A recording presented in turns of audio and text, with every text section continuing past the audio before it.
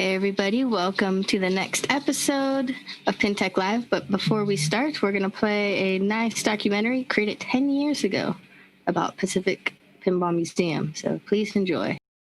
One of the things that I believe strongly is that it's important for people to have a passion for something. It has to be something about your life and the way you live it that you're really passionate about. Pinball for me has been a passion. Every pull of the plunger is a different scenario. Have you ever played a pinball game where everything happened exactly the same? I mean, it just doesn't happen. It's because it's real. It's real metal on real wood. It kind of gets lost. This is a national treasure. If we don't do something about it, it's just gone.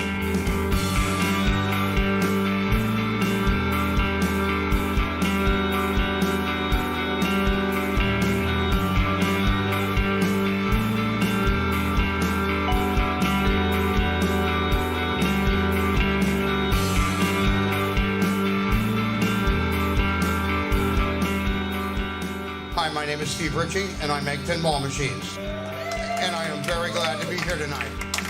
This show is really great because there's so many pinball machines. That's probably the most unique thing about the show. For me, anyway, I walk in, I see this giant room full of pinballs, more than I've seen at any other show, honest to God. I love how the place is lit up, you know. It's just it's a completely different and new kind of show, and I really enjoy being here. I'm Michael Sheese. I started the Lucky Juju Pinball Gallery and founded the Civic Pinball Museum in Alameda, California. It's my buddy Larry. I'm Larry Zartarian. I'm also affiliated with the Pacific Pinball Museum. I've known Mike for about 12 years now. Has it been that long? And we're in the process of trying to find a permanent home for our collection of about 650 to almost 700 pinball machines. And we found a temporary home right here if you want to see it. Would you like the to come warehouse. inside? We would, Yeah, come on in. Well, when I started the Juju, the main reason was I had gotten a bunch of pinball machines for an art project. I was going to make kinetic art, and I just couldn't do it. You know, no matter how much whiskey I swilled, I just couldn't put the sandpaper to the playfield and erase the original art. So they kind of sat there until their moaning to be played late at night would wake me up, you know. I really do believe there's a soul to these machines, that they want to be played. And it's really funny, if you don't play them, they kind of stop working and they develop problems. But as long as you play them, they seem to go forever. Once you get one of these restored, they're really pretty amazing piece of American ingenuity. I consider what Larry and I do, I've considered myself a curator, and Larry, I think of myself more as a Johnny Appleseed kind of pinball. I'd like to spread the enjoyment and the love of just playing. And the best way I can do that is to make my own collection playable so other people can have as much fun as I did. In fact, in terms of museums, there's really no other organization that's doing what we're attempting to do. Our goal is to become the Smithsonian of pinball. Not only treat it with a reverence that it had in the past, but make sure that it's relevant in the future. A good service tech really is hard to find. I've been around lots and lots of games all my life. So, I mean, for the last 20 years, I've seen warehouses and warehouses full of games. I am really amazed about the Gordon Hasse collection. It's like a collection it's shocking.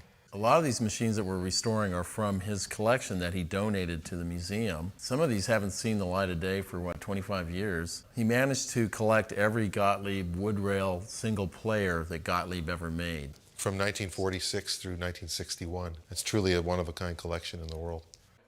Looking at this warehouse with all the games in it, it is a little bit also overwhelming too. So it's almost like, wow, where did all these games come from? My God. We had a really good success rate last year. Out of like 350, only 6 of them went down. I've been to other shows where they have 100 games, 15 or 20 of them are down. Of course, when I get down to the end and get finished with a pinball machine like this, sometimes I hurry up and plug it in, want to throw the ball in it, play with it quickly, see if it'll do its thing, So, because I'm always excited about getting into a pinball machine and see what makes it tick, And I'm sure glad that I'm actually working here for PPM. Fresh tires. Oh my God.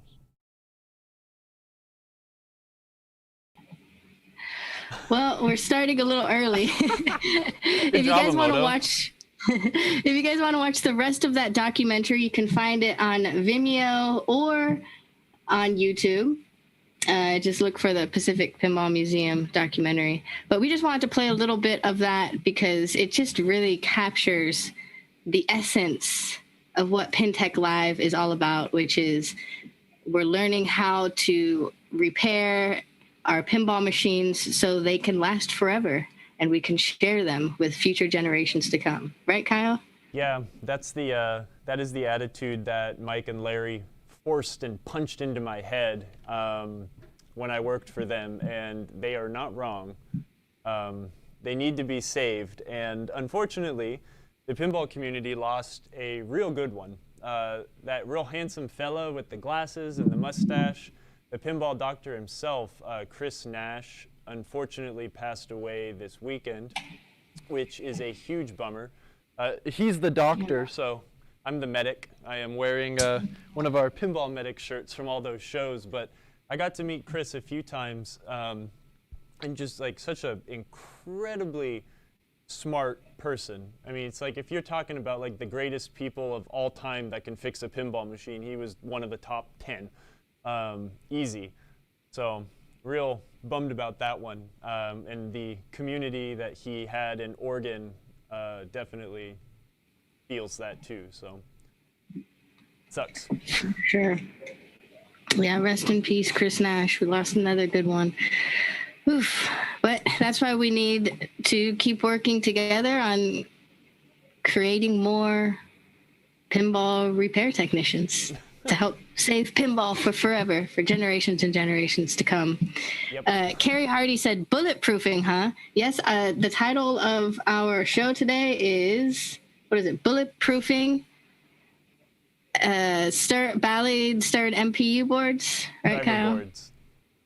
Solenoid driver boards. I didn't want so to bulletproofing. Use... Kyle didn't want the term bulletproofing, but we couldn't think of a better term. So, yeah, we're not bulletproofing. We're upgrading and repairing. Let's put it that way. But we will be doing things to make them a little more bullet resistant, in case you want to shoot it. Yeah, but probably don't shoot your pinball machine. Maybe. You know?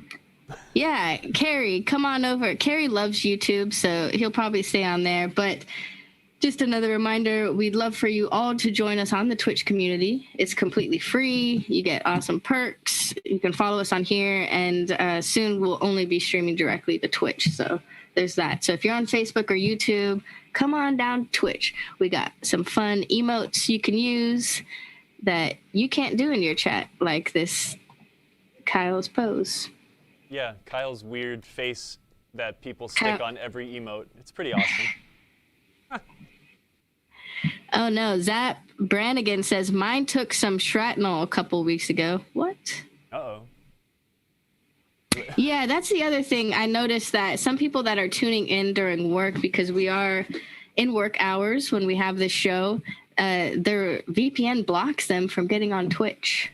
So that's why they like using Facebook or YouTube. So it's a struggle. We'll keep it up for a while, but we will, it's not something that will last forever. So really just trying to force everyone to come over onto Twitch at some point. So.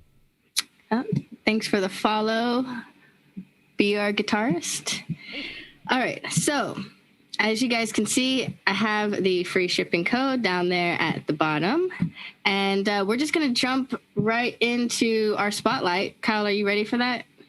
Because I know you have, this is going to be a pretty intense course. This is expert level. Is this something I could do? Yeah. Or is it kind of like a... This is something... You need lots of soldering skills, right? Yeah, you need good soldering skills, but this is not anywhere near as like expert level as working on the Williams System 11 computers we worked on a couple months ago. This is good entry level. I want to learn how to do this stuff because the electronics in these games are very hard to mess up. So. This is something I've wanted to do for a long time. We're going to do a lot of Bally stuff in the future, I hope. So we will go over a lot of this stuff again and again and again and again. But I'll try to keep it down here instead of like way up there. So. Awesome. I'm And I okay just at doing turned up Kyle's audio, so you guys let me know if he sounds all right. I could turn mine down a little too. Oof. Is I'm it? loud. Do you think that the heat is like overpowering? Should I turn the HVAC off? It's very cold in here.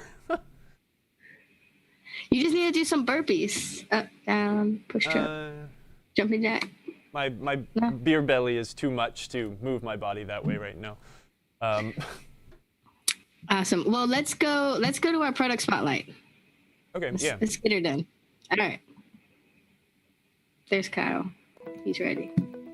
Well, we'll have to be switching cameras a couple times.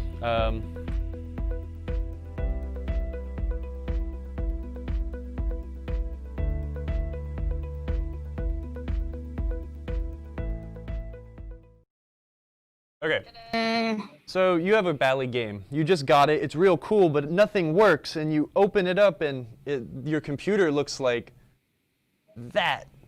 Ugh. Oof. Or maybe it looks like that. Oof. Ooh.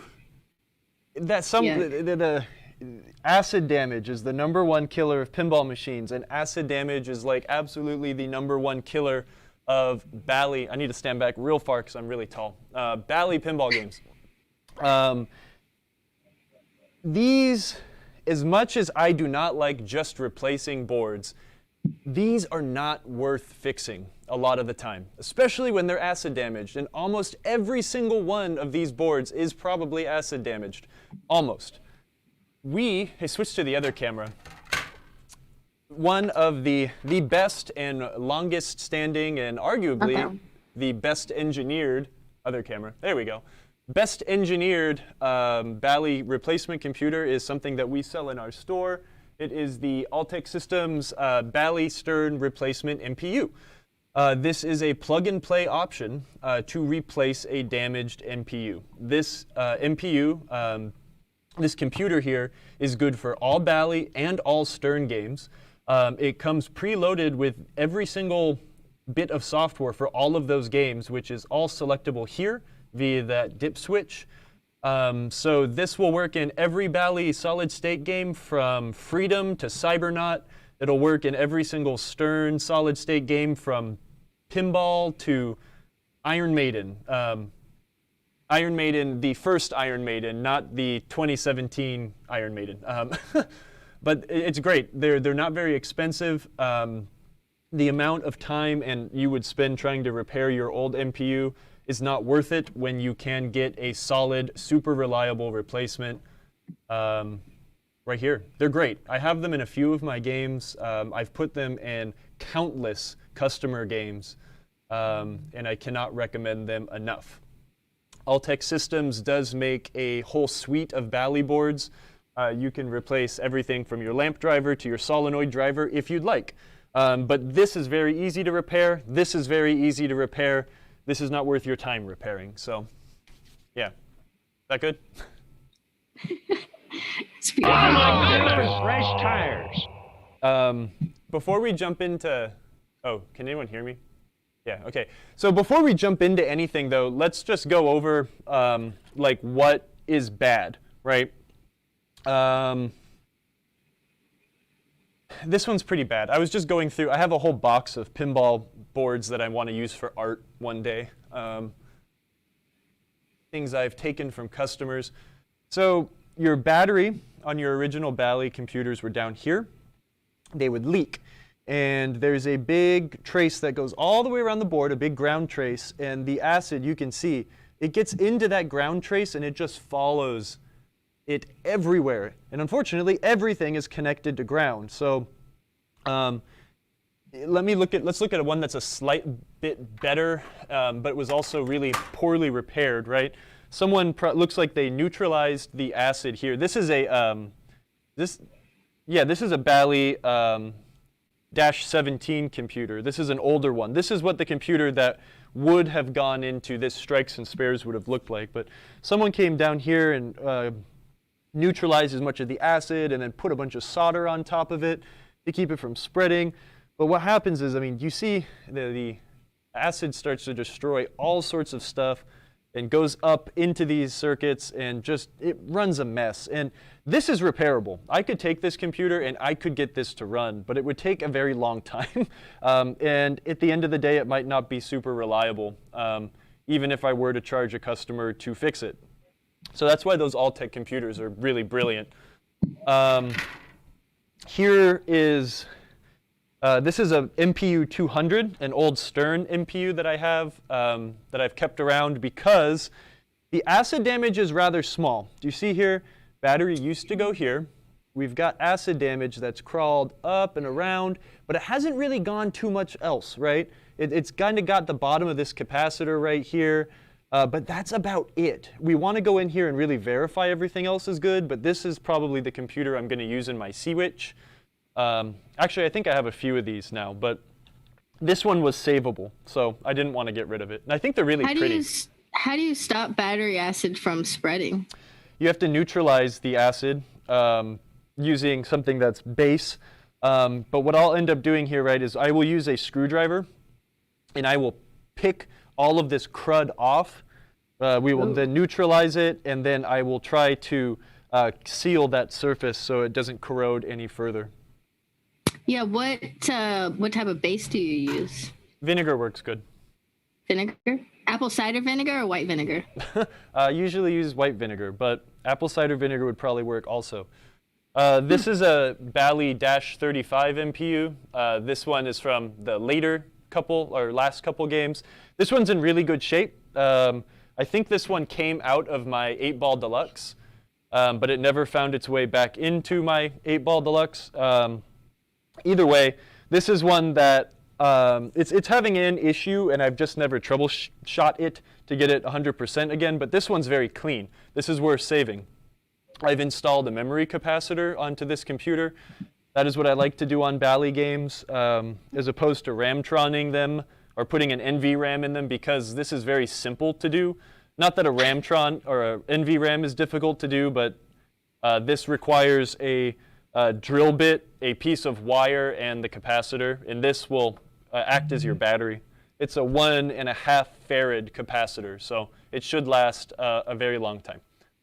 So. Nice. Man, where was Pin Daddy when we were coming up with the title for this episode?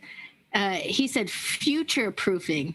That's way better than bulletproofing. So let's edit that before it goes on YouTube, and let's hire Pin Daddy to come help us. Yeah, no, I totally agree. I really did not want to use the word bulletproofing because I am not an expert.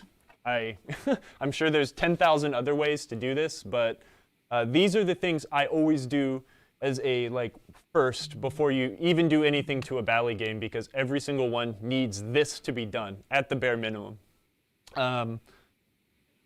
Let's jump into it. Oh, hey, Wildman, that's a good point. Wildman9999 said vinegar is acid and the batteries leak base. Oh, yeah, I'm sorry. Yeah, no, you want, yeah, but yeah. So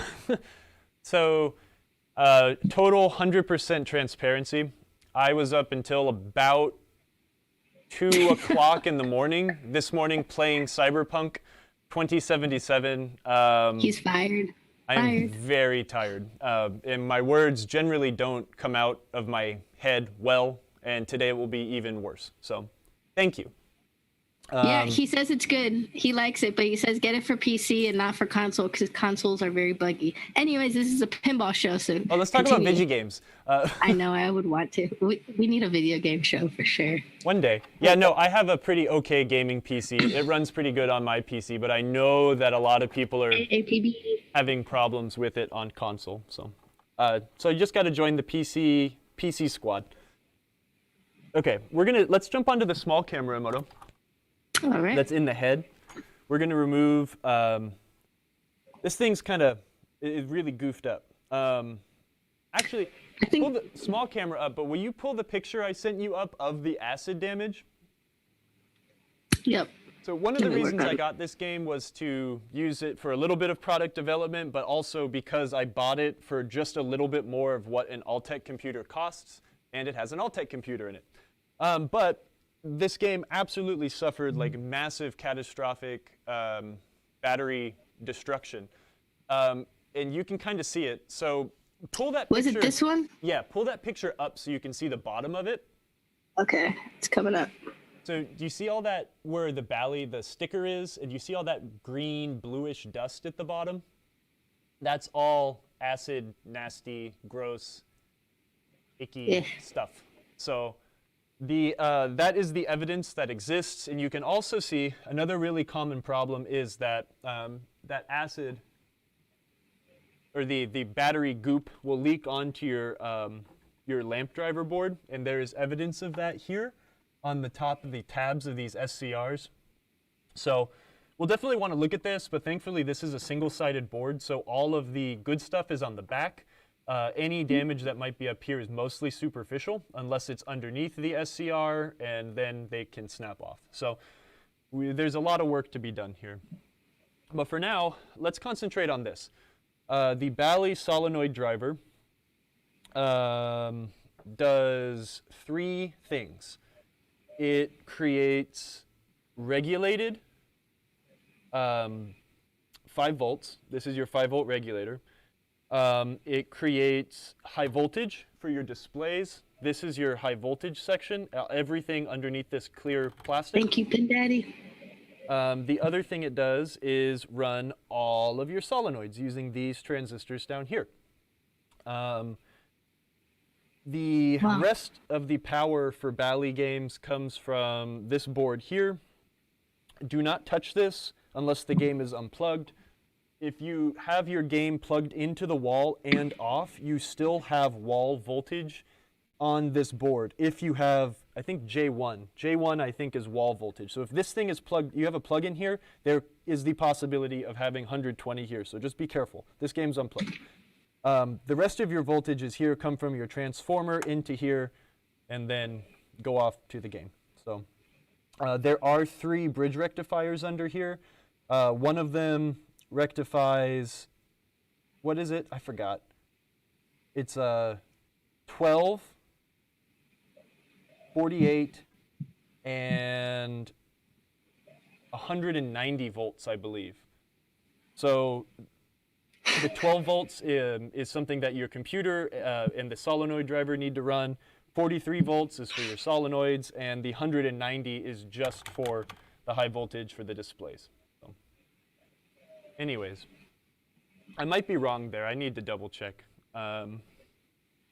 It's been a long time. I always say, it's like, oh, I know this Bally stuff like the back of my hand. And now since Mr. Baxter said, show an example of what happens when you touch it. When I touch it, you either hold on to it for a little too long and then you go, oh, and you swear, or you kind of just get buzzed by it and you run away really fast and then you do this a lot because it hurts your arm. Oh my gosh, so don't touch it.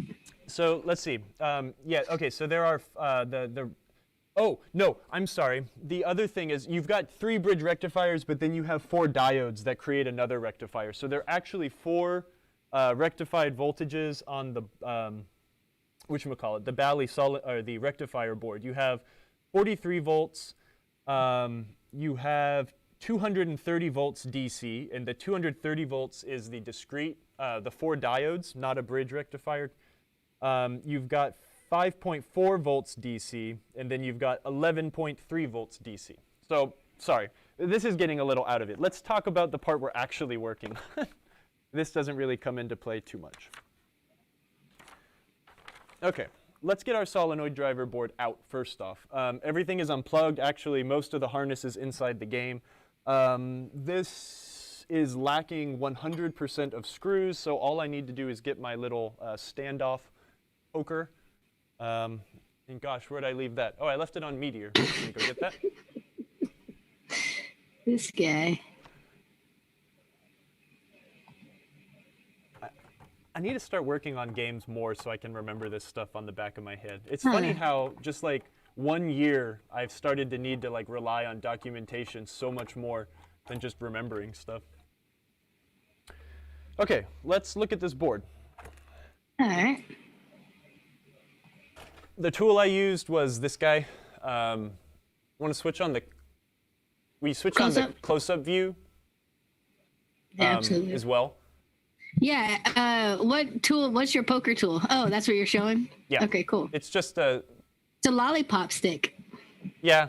The old timers always called it something else. I think I've referred to it on the program as something else, but I won't now. It's just a straw, basically, and you use it to compress the standoffs and pull the board up. Do we sell that? Yes. I'm going to pull that up. I do not remember the part number. Midge, do you want to find that and put it in the chat if you're here? The poker tool. Can you switch the other camera on? I'd rather use the upper camera while we're doing this kind of stuff, but keep this guy on the small view if you would. Mm-hmm. Okay, how centered are we? Let me zoom. Whoop. And let me push this table out a little bit so it's actually centered better. Okay. Nice. Is that good view good for y'all, or do you want me to flip it around? You should flip it around. What is that tool called? Poker tool? It's a circuit board. It's just a standoff tool. I forget. It's the part number is 77-3 letters. 77- I think it's 77-CBT. Will you check that, Steve, if you're watching? Do you want to rotate that image? Oh, yep, he's got it in there. All right, so if anyone's looking to see that tool, you need I'm this. gonna add if it. you have add it any into our slideshow. old game, this is like extraordinarily useful. It's awesome. Usually I'll buy them and then I'll cut them in half, so then I have two when you inevitably lose one. Would you mind doing the flip-flop on the main camera, Emoto? Yeah, flip it. Yeah. So what we... Dave Valansky said, it's funny to watch Kyle doing this stuff like removing boards from games. It's a much harder reach for my short body. You're not fat, David. I have a lot of unique... But height. Kyle is very tall, and it makes it very easy. Yeah. Okay, hold on. Center view. I have all sorts of goofy body mechanics I can take advantage of. So looking at this board, it's pretty clean on top.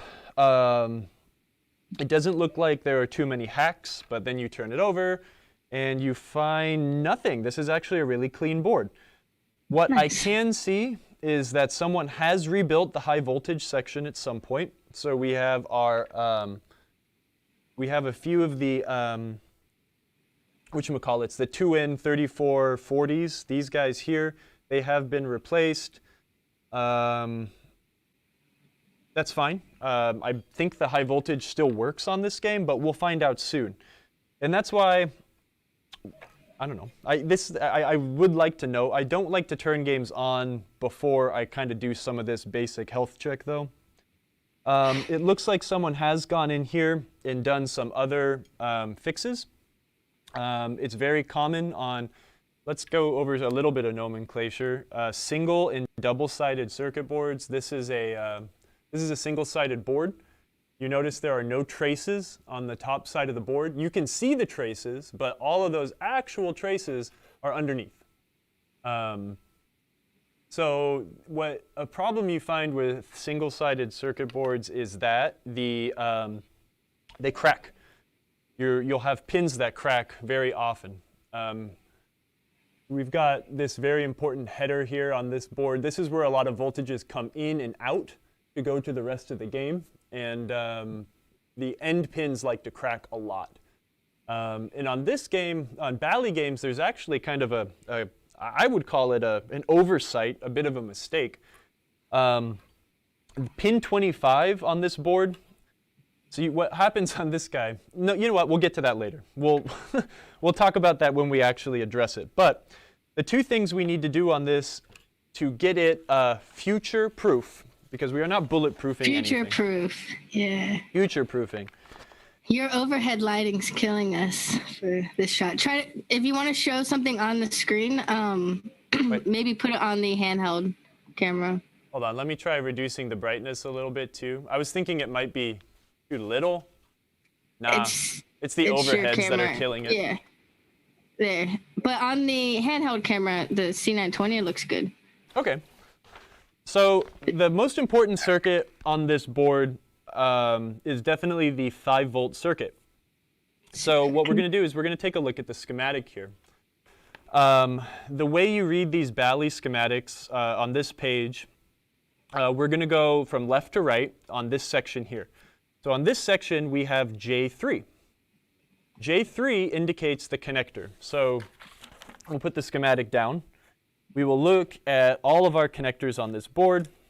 We have J1, J2, J3, and J4.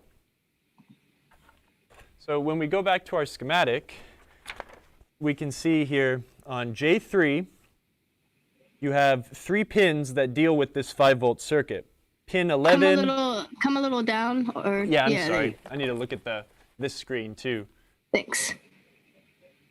So we've got on pin 12, 11.9 volts DC. This comes unregulated from the rectifier board on the transformer in there, right?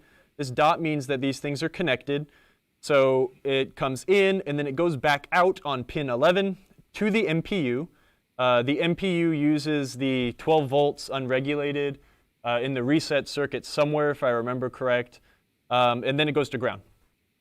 So that continues out here, and you'll see we've got a test point.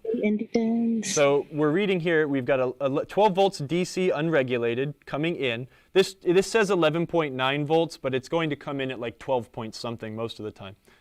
Comes in here, we've got a test point that we can measure the voltage from that rectifier board at, right? It comes up here, measure the voltage. Then what we have is a little bit of blah, blah, blah, but to keep it simple, we've got a very important capacitor here before that test point, which is what we call a filter capacitor. And what that does is I'm not an engineer, so people are going to laugh at me, but what it does is it tries to keep the flow, right? It tries to keep that 12 volts coming in very stable. And if we have any issues here, the stable flow of the juice will be interrupted, and your 5 volts can run low, go away, do all sorts of goofy stuff. That is our main culprit in making these much more reliable. Recently, I have also started replacing this capacitor that is shown here, C24. It's a little 2 microfarad capacitor. Well, whatever, we'll get to that later. Anyways, juice comes in here. It gets regulated from 11.9 down to 5 volts. So now we have regulated 5 volts. We've got juice coming into this regulator, which is this guy here, and then it comes out as a very stable 5 volts. What this reads here, again, this is J3. So the juice is coming in on this connector, and it's also coming out on this connector. This is a very important connector. We've got 5 volts going out on pins 13, 14, 15, 16, 17. It tells us where they go at the end of this as well. So you've got 2 plugs going to the MPU. One of these wires goes to the lamp driver. The other one goes to the displays. Anywho, that's what we're looking at. So everything we're doing is on that teeny section in that schematic, and all of that is located just right. Oh, sorry, I need to move the camera. It's located just right here. What we are going to do. This header does look pretty tarnished. A lot of times I won't replace these. This game is old. For whatever reason, these very early solid state games, they just didn't wear the same as the later games. So games like my Xenon, my Viking, they're all running original electronics, but I don't know what it was. Maybe they just got bad batches of these things, but this looks awfully tarnished. When you start, again, when you get those tarnished headers, they start to build up a nasty bit of resistance. This was going to be overkill, but I want to replace it. We want to make sure we have good, solid 5 volts going in and out. This is that little 2 microfarad capacitor. We will be replacing that guy. But the biggest problem with a non-running Bally game, other than either grenaded rectifier board or a super, super crusty MPU, is this son of a bee right here. These are bad. There is we might generalize a lot and say, oh, if you have a 30-year-old electrolytic capacitor, replace it. For whatever reason, these are they got bad filter capacitors, and they are very, very, very common, a bad culprit. You're going to ask me, it's like, well, Kyle, why aren't we going to replace this filter capacitor for the high voltage? Because these just don't go bad very often. Very, very, very often is this one bad. So that's why we're going to replace this. Why is that? I don't know. It's just bad batches of capacitors or something. And it's funny, though, because throughout the entire line of them making this game, from 1976, or this board set, 1976 to like 1985 or whatever, this is just always, always, always a culprit to be bad. IndiePin says they dry out. Yeah, all electrolytic capacitors dry out, but some of them have larger effects than others, right? Okay, so this thing starts to go bad, and maybe the tolerance is low. It starts to dry out just a teeny bit. It starts to go bad. What happens when this goes bad? The whole dang game doesn't work. When this capacitor, which doesn't very often ever go bad, what's going to happen to your game? Your displays won't work. So I would rather not waste my time or money replacing this capacitor, but I would like to spend my time and money replacing this guy. Because MGM Studios says that also because it's sitting by the hot heat sink. Yes, yeah, these would be very hot. This heat sink here, so what we have here, this is a regulator. This thing gets fed 12 volts, and due to some tricky, however they write the circuit, there's like a resistor, and whatever resistor is attached to this regulator sets its output voltage. I'm not an engineer, but that's, I think, how it works. But what happens is it's very wasteful. It ends up, the byproduct of turning 12 volts down to 5 volts creates a lot of heat. And that's what this massive heat sink is for. Just like in your computer at home. I mean, any electronic device has a big heat sink on things to keep them cool. If you run a Bally game for 12 hours in a day and you open it up and put your hands here, this thing is nice and toasty. So yeah, definitely there's a few factors. Probably a crummy capacitor, maybe underrated for what is necessary, most likely not, but the heat is definitely another factor. IndiePin said the yellow one isn't electrolytic, right? No, this is definitely an electrolytic capacitor. Also, again, when I do this, this is coming from a cost perspective as well. It's going to take me, 5-10 minutes to change this guy out, which is maybe an unnecessary expense to a customer. Thanks, but Phil. a 350 volt rated capacitor is much, much, much, much, much more expensive than a 25 volt rated capacitor. Are we talking like a noticeable amount of money? No, but again, in my experience and everyone who's taught me this, these very rarely go bad. And also in my experience, I don't like to mess with things unless I need to. A lot of times when you go and mess with something unnecessarily, you can cause problems down the road. We're not going to be touching this unless we have an error in the high voltage system. The high voltage system is only used for the displays if you have gas plasma displays. If you are using, for example, our pin score displays, they run only on 5 volts, and the whole high voltage system is not necessary. These do fail. And when they fail, it is not difficult to repair them, but you have a great option in getting rid of this semi-dangerous and prone to failure every 15, 20 years system and replacing it with something that will essentially last forever. If you don't hold me to that, but the low voltage LED displays are very, very, very reliable as opposed to these. This system will last a lot longer than those display glasses will. Those old pieces of glass will start to gas out and go bad. Anyways, long story short, to future-proof your Bally driver board without knowing anything else, the three things we're going to do. Replace the filter capacitor here. We are going to replace this small 2 microfarad capacitor that is also in that circuit. And because this one looks kind of ugly, we are going to replace this header as well with nice shiny pins. So, any questions? Yeah, Pinball122, hey Pinball122, said any chance of getting a shock touching those capacitors? No, these capacitor, well, yes, but just be careful.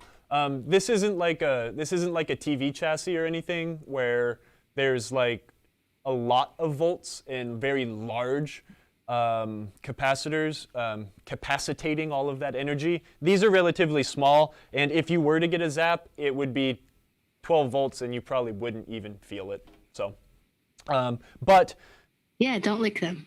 you've got your high voltage here. Be very careful. Do not mess with this when it's on unless you know what you're doing and what you can and cannot touch. The first thing we're going to do is let's work from left to right. Is the upper camera okay to go? Yes. Let's Okay. look on the small screen. I'm going to grab yeah. my cutters here, and we're going to remove the that thing's on. We're going to remove the zip ties from our original filter cap, and we are going to unsolder these wire leads from the actual capacitor itself. Let me position the close-up camera a little better too, so you can have better Oh, great. Thanks. shooting capabilities.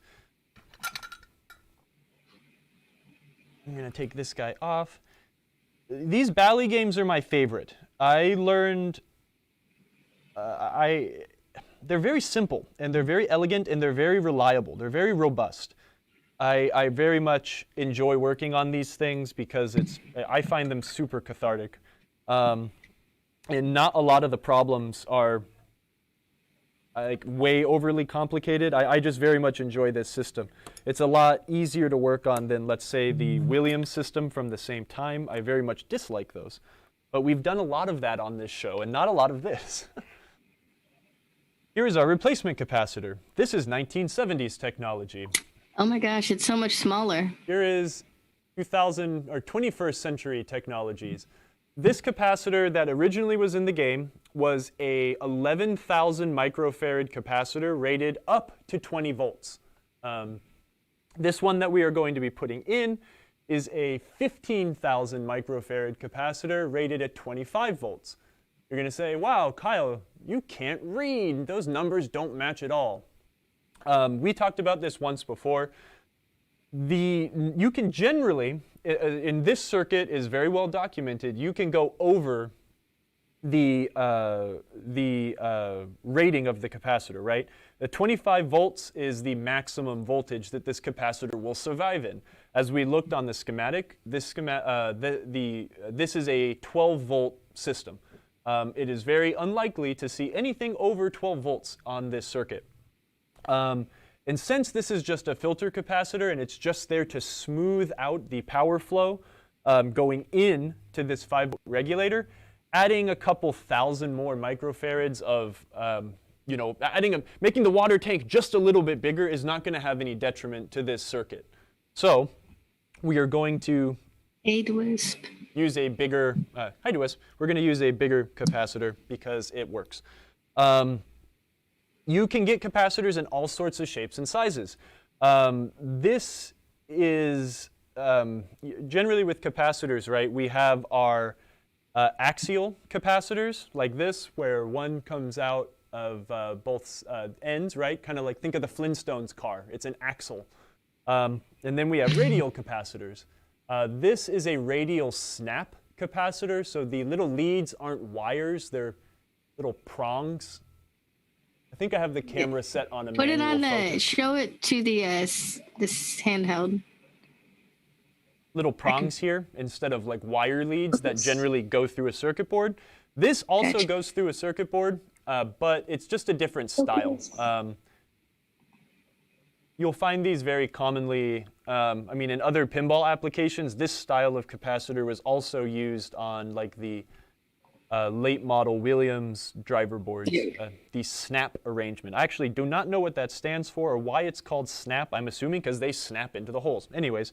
And you like the snap-ons better? Well, I like these because they're inexpensive. When I was working at the shop, we would order these in the hundreds. And to get them in this more modern package using these snap leads is much cheaper than buying them as a radial capacitor with standard wire leads. And again, the only thing we're using these for is to attach these little wires to them. So it very much works in this scenario. You obviously, or maybe not obviously, but you generally would never want to substitute this kind of capacitor for something that calls for a radial. Anyways, what we're going to do is we need to look at the capacitor and figure out which, because these are polarized, right? They have a negative and a positive side. Two ways to tell. You can see we've got these big old negative lines, and they kind of line up with this post, right? That is telling us that this is the negative side, this is the positive side. Another way you can tell is, I don't know what the heck these things are called, but this one is kind of a waffle pattern, and this one's smooth. Can you show go back to the handheld. Sorry, let's get a closer up view of this. Let me focus it. Yeah, that's kind of like got a waffle stamping pattern. I think that's another way. Like, right, when they assemble these things, they say, oh, okay, negative, and then when they orientate them to put them through the machine that, you know, puts the wrapper on them, they know to orient the negative side with that thing there. So the negative is the waffle. Yeah, Sorry. I mean, and that's how most of these capacitors are, but do not take that out of context from this, right? Those are two visual things on this particular capacitor made by CDE. That's how it works. You also see a little stamp here that shows like the waffle pattern, and it says neg. So we can very much say that, yes, that is the negative side here. We look at the board, and we see that there is a plus mark right here. So we know that our positive side is here, our negative side is here. Pretty hard to screw up. Just got to make sure you have everything oriented correctly. It also, pleasantly enough, whenever I install these capacitors, again, we're future-proofing, right? We're making a modification, but I always like to leave the important discernible information showing up. So if I were to look at this board, I could see, right, what this capacitor is. And it's nice that it actually lines up with the negative on the left, positive on the right. I can put it in here just like this and see exactly what's in the board. It makes me very happy when it works out that way. Nice. I'm a weirdo. Anyways, let me grab some thicker gauge solder. This is 0.04 or 20 gauge solder. I have some of this on the bench also, but this is very thin. This is 22 gauge. I really like 20 gauge solder for basically everything. But simply what we're going to do here, we're just going to kind of re-tin this wire a little bit. I'm going to dress the tip. We're going to tin the iron. Which cameras are on? Oh, we got the overhead.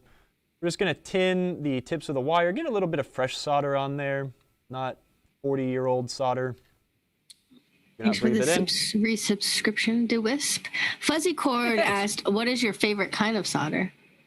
The one we sell. I like Kester solder a lot. It's very expensive. I need to place an order for another couple of spools of solder again.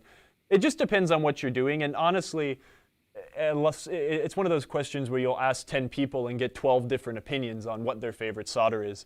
This is MG Chemicals, I think, is what this kind of solder is. I used to be able to get some decent solder at a big local electronics chain called Fry's. Unfortunately, South Carolina is kind of a electronics repair desert other than Marco Specialties. So we have, there's not many choices to get solder local in certain places. But D-Berry 4000 said, what's wrong with 40-year-old solder? That was the good stuff. It had lead in it? Is that why? Yeah. Well, it also doesn't, it's harder to solder with. So adding some fresh stuff will make things melt a lot easier. So we're tinning those wires. We're also going to tin the leads on this capacitor a little bit. And we're just trying to get a teeny little blob on it. I'll show you here. Nice. Actually, that one's fuzzy. You want to switch in that other one really quick? Colin Baxter likes Kester, maybe. Oh, the Phil said he just did this on Wildfire. Yep. Yeah, that Wildfire you're selling is nice, Phil. I like that thing. There you go. So yeah, just a little bit of solder here. I'm hoping in the year of 2021 we might get might start to stock some. I'm going to do air quotes, premium tools. Maybe we will stock some, pounds of Kester solder for people that might want to get some really good, technician double thumb up solder. We'll see. If you guys want that, let me know. Now we are going to apply. So we're going to heat the wire and the capacitor at the same time to get the solder to melt. Thanks for the subscription, Nolan. Hey, thank you. Thank you. Going to inspect. This is a no vibration, very like a secure place. This isn't like the world's most beautiful area to solder. It's hard to make this look very, very nice. I don't like having things slightly exposed, but the old ones were like that, and it lasted 40 years, so I can't be too hard on myself. Nice. Yeah, everyone seems to be recommending Kester solder 6327. Yeah, that's good stuff. One of the guys that actually hand builds a lot of the circuit boards we sell just recently led me on to a kind of Kester solder that has a flux on the inside that is water soluble. So all you need is a damp cloth and you can wipe all of the nasty flux off the back of your board. Wow. Which I think is super rad. Michael McKenna said we use Kester on our satellite launch equipment. So it's got to be good if you're Kester is kind of like you're launching. That's amazing. It's expensive solder, but it is the high-end industry standard. It's you will generally find it for $18 to $22 a pound. Generally, a spool like this is a pound when it's fully wound. You're running out. I'm running out of my 20 gauge stuff, so it's time. Anyways, we've got these on. Let's do a stress test, right? Give it a tug. That's harder than any force that will ever be applied to this capacitor ever again. We are going to string our zoogies through the hole. Zoogie is my zip tie term. Zoogie? Yeah, Zoogie? That's how Chris always referred to them. Chris Kuntz, the pinball pirate, and I have not been able to break that habit. So that would be a great pet name. Hey, Zoogie. Come here, little Zoogie. Zoogies are your friends. That's cool. Since this capacitor is the correct form factor, we will be installing 2 to give it extra support. Zip ties are not expensive, and they really, really, really can improve the look of your work, and use them with liberty. Michael McKenna says it also has a shelf life along with flux for space certification. That's awesome. So cool. Oh, and the Phil's pinball. He goes, Kyle, I thought about you as I had to repin a bunch of those 0.100 pins in that game. I took a pic and tagged you, but got distracted. Oh, he's thinking of you. I'm sorry you thought of me while doing something so miserable. He knew you would understand the plight. I very much understand. And we'll see when we get to the harness on this game that it is potentially in very rough shape. And we will kind of go through what we need to do to repair some of those pins. Anyways, I'm very anal about my zip ties. So what I'm going to do is I'm going to really bury the head on one side or the other. I prefer this side. And we're going to get the actual zipping part. We're going to make sure that we put the zip tie around this indent in the capacitor here. It helps hold it. And we are going to zip, zip, zip. We are going to kind of try to push it out of the way. It's not super, super tight yet, but I always judge people on if they give enough care to get these things lined up. I really like symmetry. That is because I am very OCD. Thanks for the follow, Bilbo Stag. Nice name. Thank you.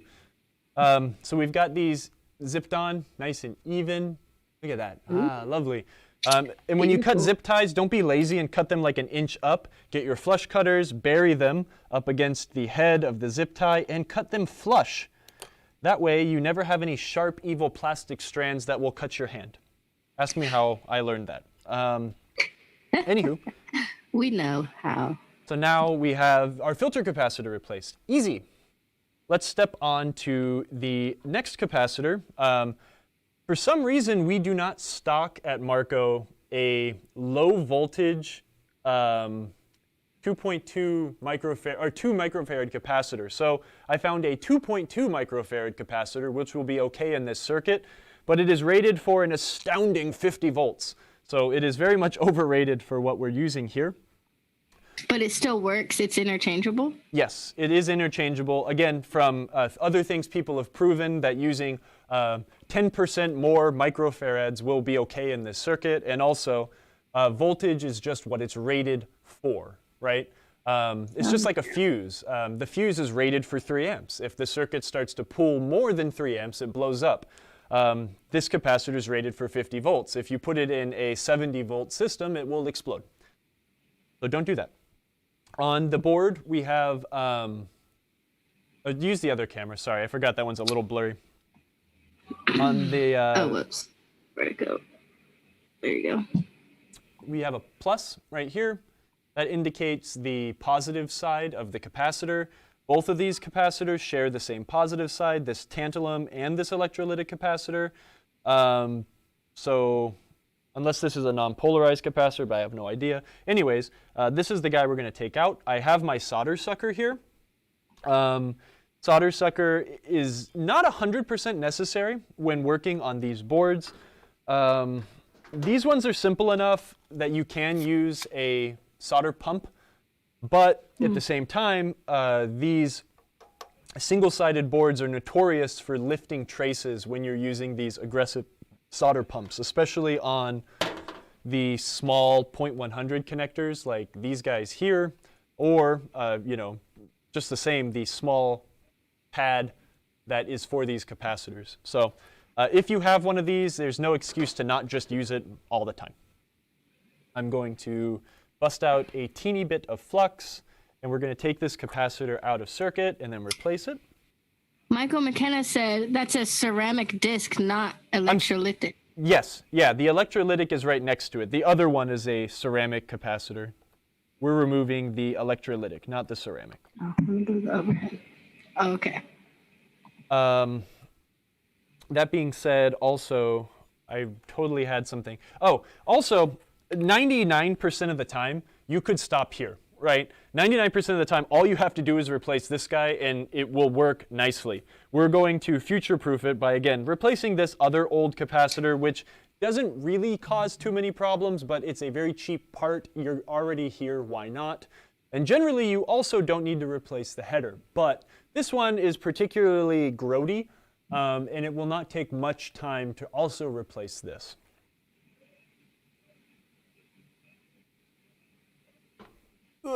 Most of the time, yeah, this is exactly where I would stop, but just for giggles and for Hollywood, we're going to do both. Hollywood.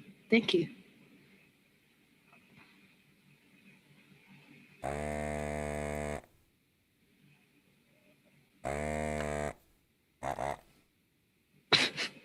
It's my favorite tool. I love the sound of the solder sucker. It's relaxing. Hey, look at that. It fell right out. Nice. Generally, small camera again, if you would. Axial capacitors like this, there is a divot. It might be hard to see. Hold on. Let me get it. Oh, wait.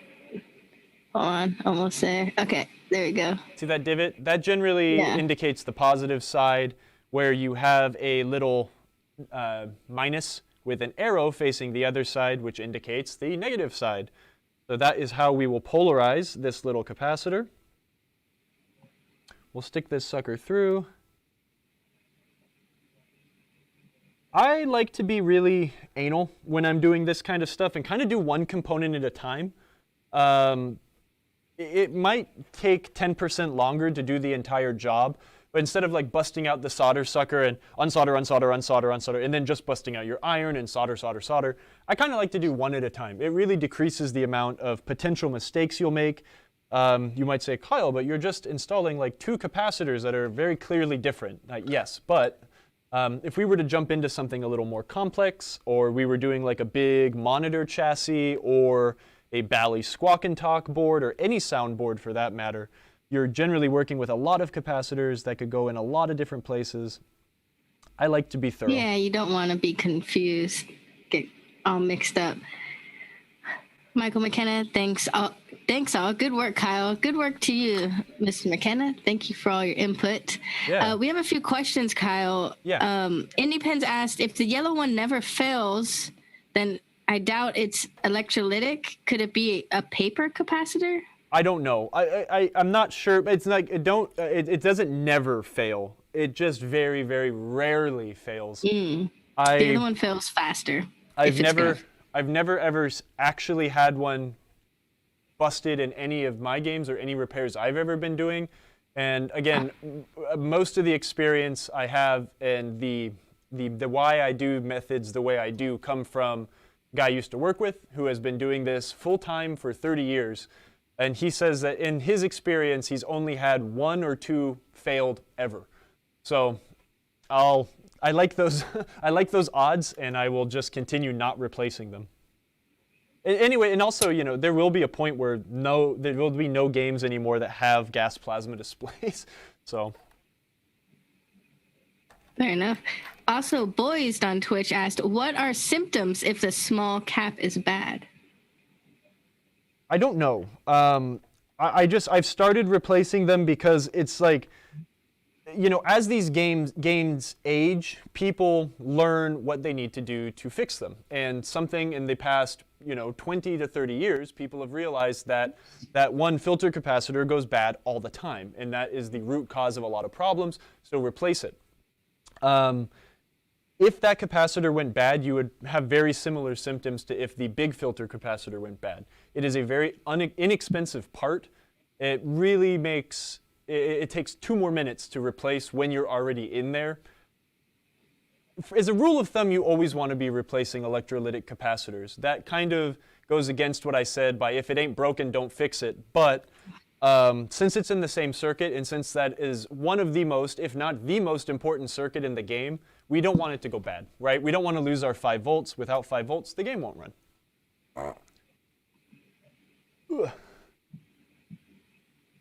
So I think it's just one of those things that as time progresses, maybe that capacitor could start going bad, and maybe we'll actually find out. But I'm, guessing it's probably going to cause very similar, if not the same symptoms as the filter going bad. Very quickly, I'm going to unsolder all of these. I'm sorry it's going to be loud, but got to do what we got to do. Okay, so here's something you need to be aware of and careful when doing these also.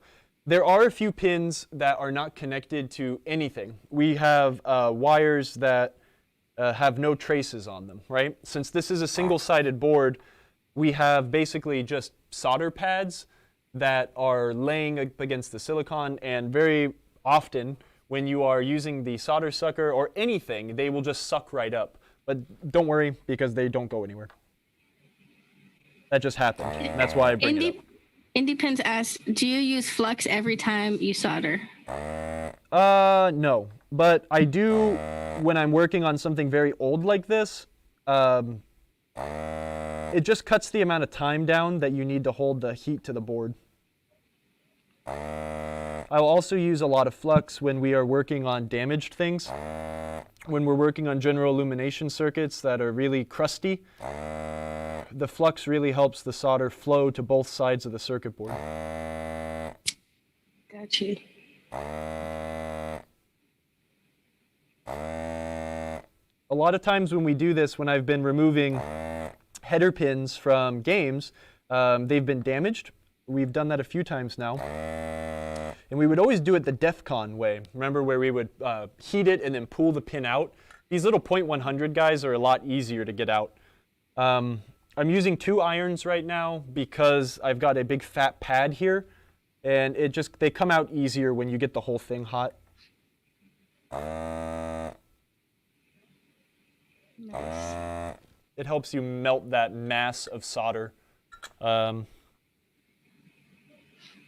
So, sorry, this is taking forever. How much do we want to bet that this thing's going to clog halfway through this header? Oh no. No, I don't want to bet that. Turin25 asked, any reason to get the Hacko 300 versus the 301 desoldering iron? Desolder? I'm not familiar with the 300. I had I think it was the Hacko 808. That was an old desoldering iron, but I think the spiritual successor is the 301. It's inexpensive and does almost everything I needed to do. And what temperatures are you using for the desoldering gun? Desoldering gun is the solder sucker? Yeah. I just like calling it a solder sucker because it's a cooler name, I think. You're teaching me the slang terms, and That's I'm right. over here. Zoogies and solder suckers. I have this thing set somewhere between... I have it set around 800 degrees, I guess. It's just past the 2.5 dot. So 2 says it's 400 C, and 3 says it's 450 C. So I think I have it right around 800 degrees. Makes for quick work of the solder. Nolan asks, does it upset you when people pronounce the L in solder? I would be one of those people. I would say solder. Solder? You know Luckily, I learned how to say it properly. It upsets me when people put S's on, or like put like plurals on things that don't have it. Like when people call it a Bally's. I got a Bally's strikes and spare. It's like Bally's? No, you have a Bally strikes and spare. Oh, Indypin says the L in solder is pronounced by the English. It's like salmon or salmon. Do you say salmon or salmon, Kyle? Salmon. Salmon? Yeah. English is a weird language. It's a really, really weird language. What I'm doing now is I'm wiggling and I'm trying to see which of these pins might not be 100% ready to go yet. And instead of damaging the board, again, this is a single-sided board, so we don't have to worry about fillets getting yanked out or anything like that, but I'd still rather extract things the gentle way instead of just yanking until things come out. Yeah, that doesn't never sound good. This thing does want to go, but it's being grouchy. Give me a second. We use our flush cutters to grab onto the backs of the pins and extract them through the front. So that is what I'm working on here. Do you have a shot for the close-up? Can you tilt the close-up camera? There it goes. I found the one that was grumpy. Right, okay, so let's look through the close-up right now, though. So again, just in case you don't understand what a single-sided board is, we just removed that header. Come down lower. Yeah, there you go. Thank you. And there is nothing on top. All connections on a single-sided board are on the other side of the circuit board. So all the connections in every place that they go is on the, we call this the solder side. This generally will be referred to as the component side because all of your components are on this side. So what we're going to do now, these are all very clean. They're not discolored. They're not gross. Tilt the camera up a little bit for us, if you don't mind. Sorry. Great. I'm trying to like look at the screen at the same time. We're basically ready just to throw them back in. What I think I will do really quick is I'm going to hit a couple of these things with the solder sucker, especially on these big fat traces. You see how this is like a really, really big, this trace is fed by one, I'm sorry, let me get a pointer. These pads right here are all fed by one trace. This trace comes from the output of the 5-volt regulator, and then it feeds 5 volts to all of these pads right here. So this is where I use 2 irons to try to melt a bunch of it while pulling it off. These are the pads that I lost, but as you can see, they aren't attached to anything. I have the pads down here. There's one on my finger. There's really not much to do with them. Put them back. There's not much you can do. They won't stick. So they have now evacuated the board and they get to live on my towel. What if you pulled a pad off on a trace that you do need a pad for? You need to be very careful. That is why I like to use the solder sucker. turn it off, instead of using like a vacuum pump, because the vacuum pumps are very violent. And when they pull, they'll try to delaminate these pads off the board. So if it does, then what?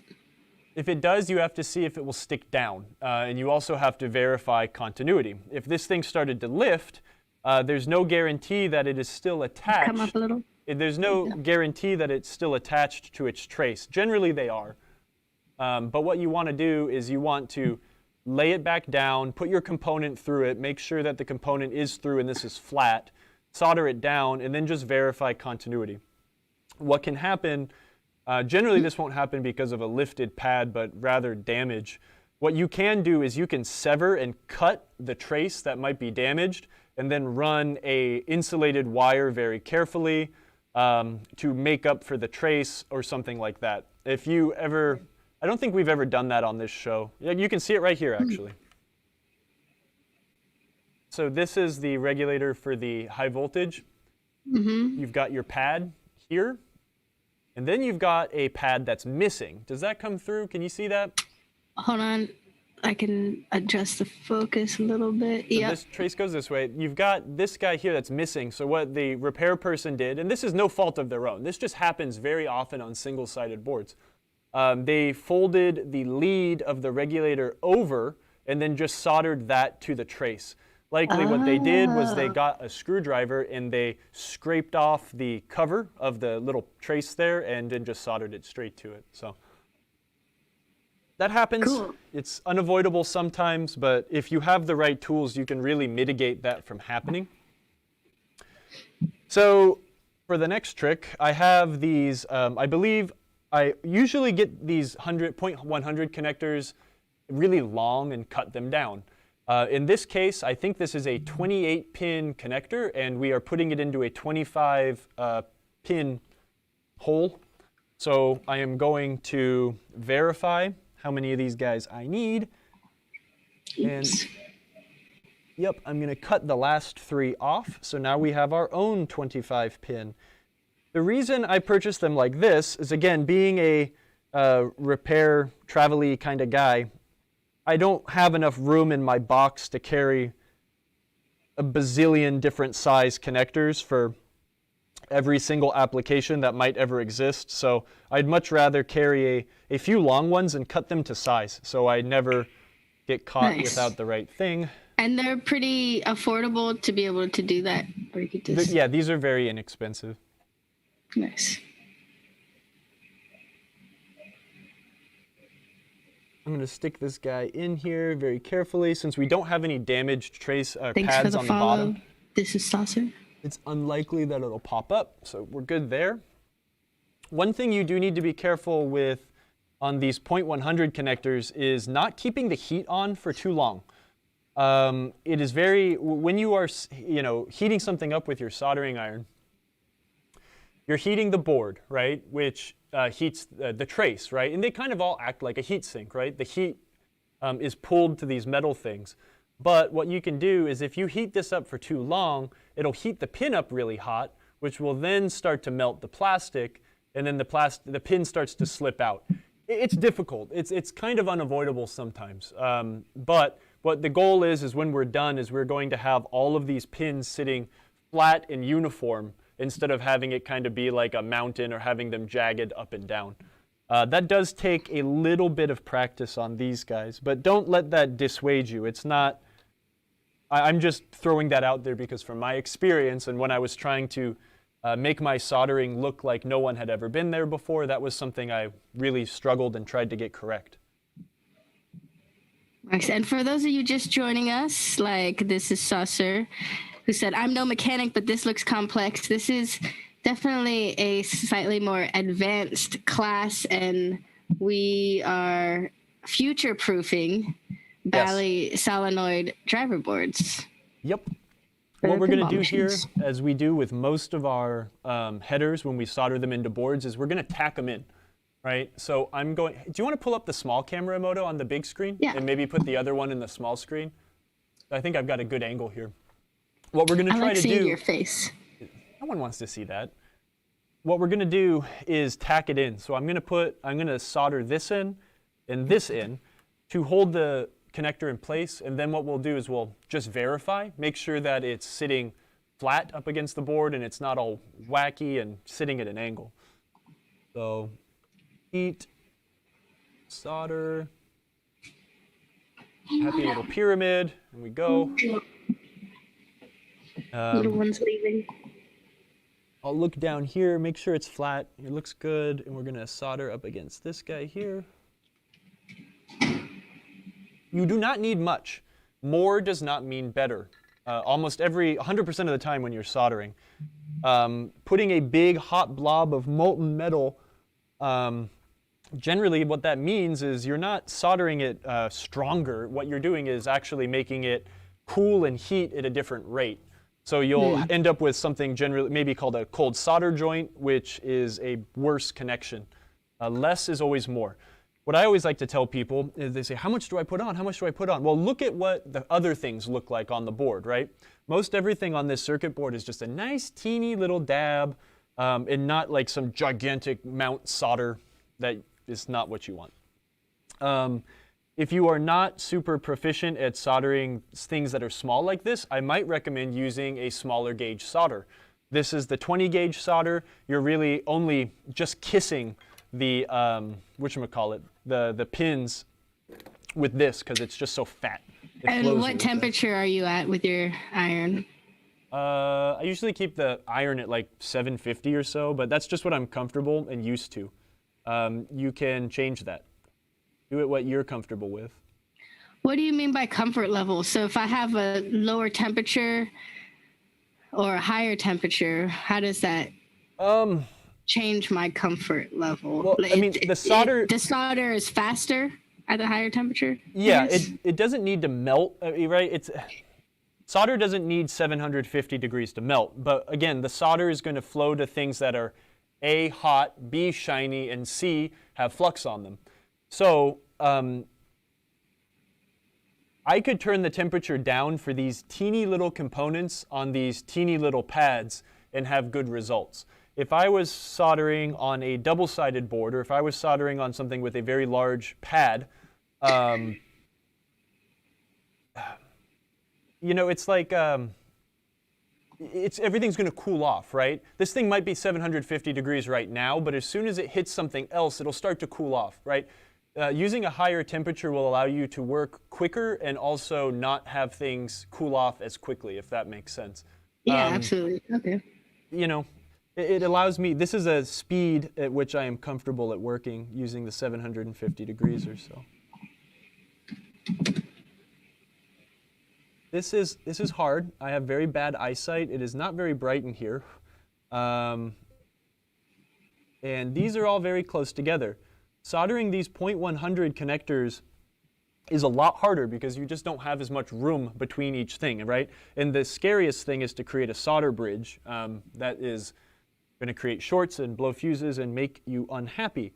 I also recommend, I mean, obviously we don't want to be breathing this in, but we do want to get in close when we're doing this connector in particular because not every single pin is discrete, right?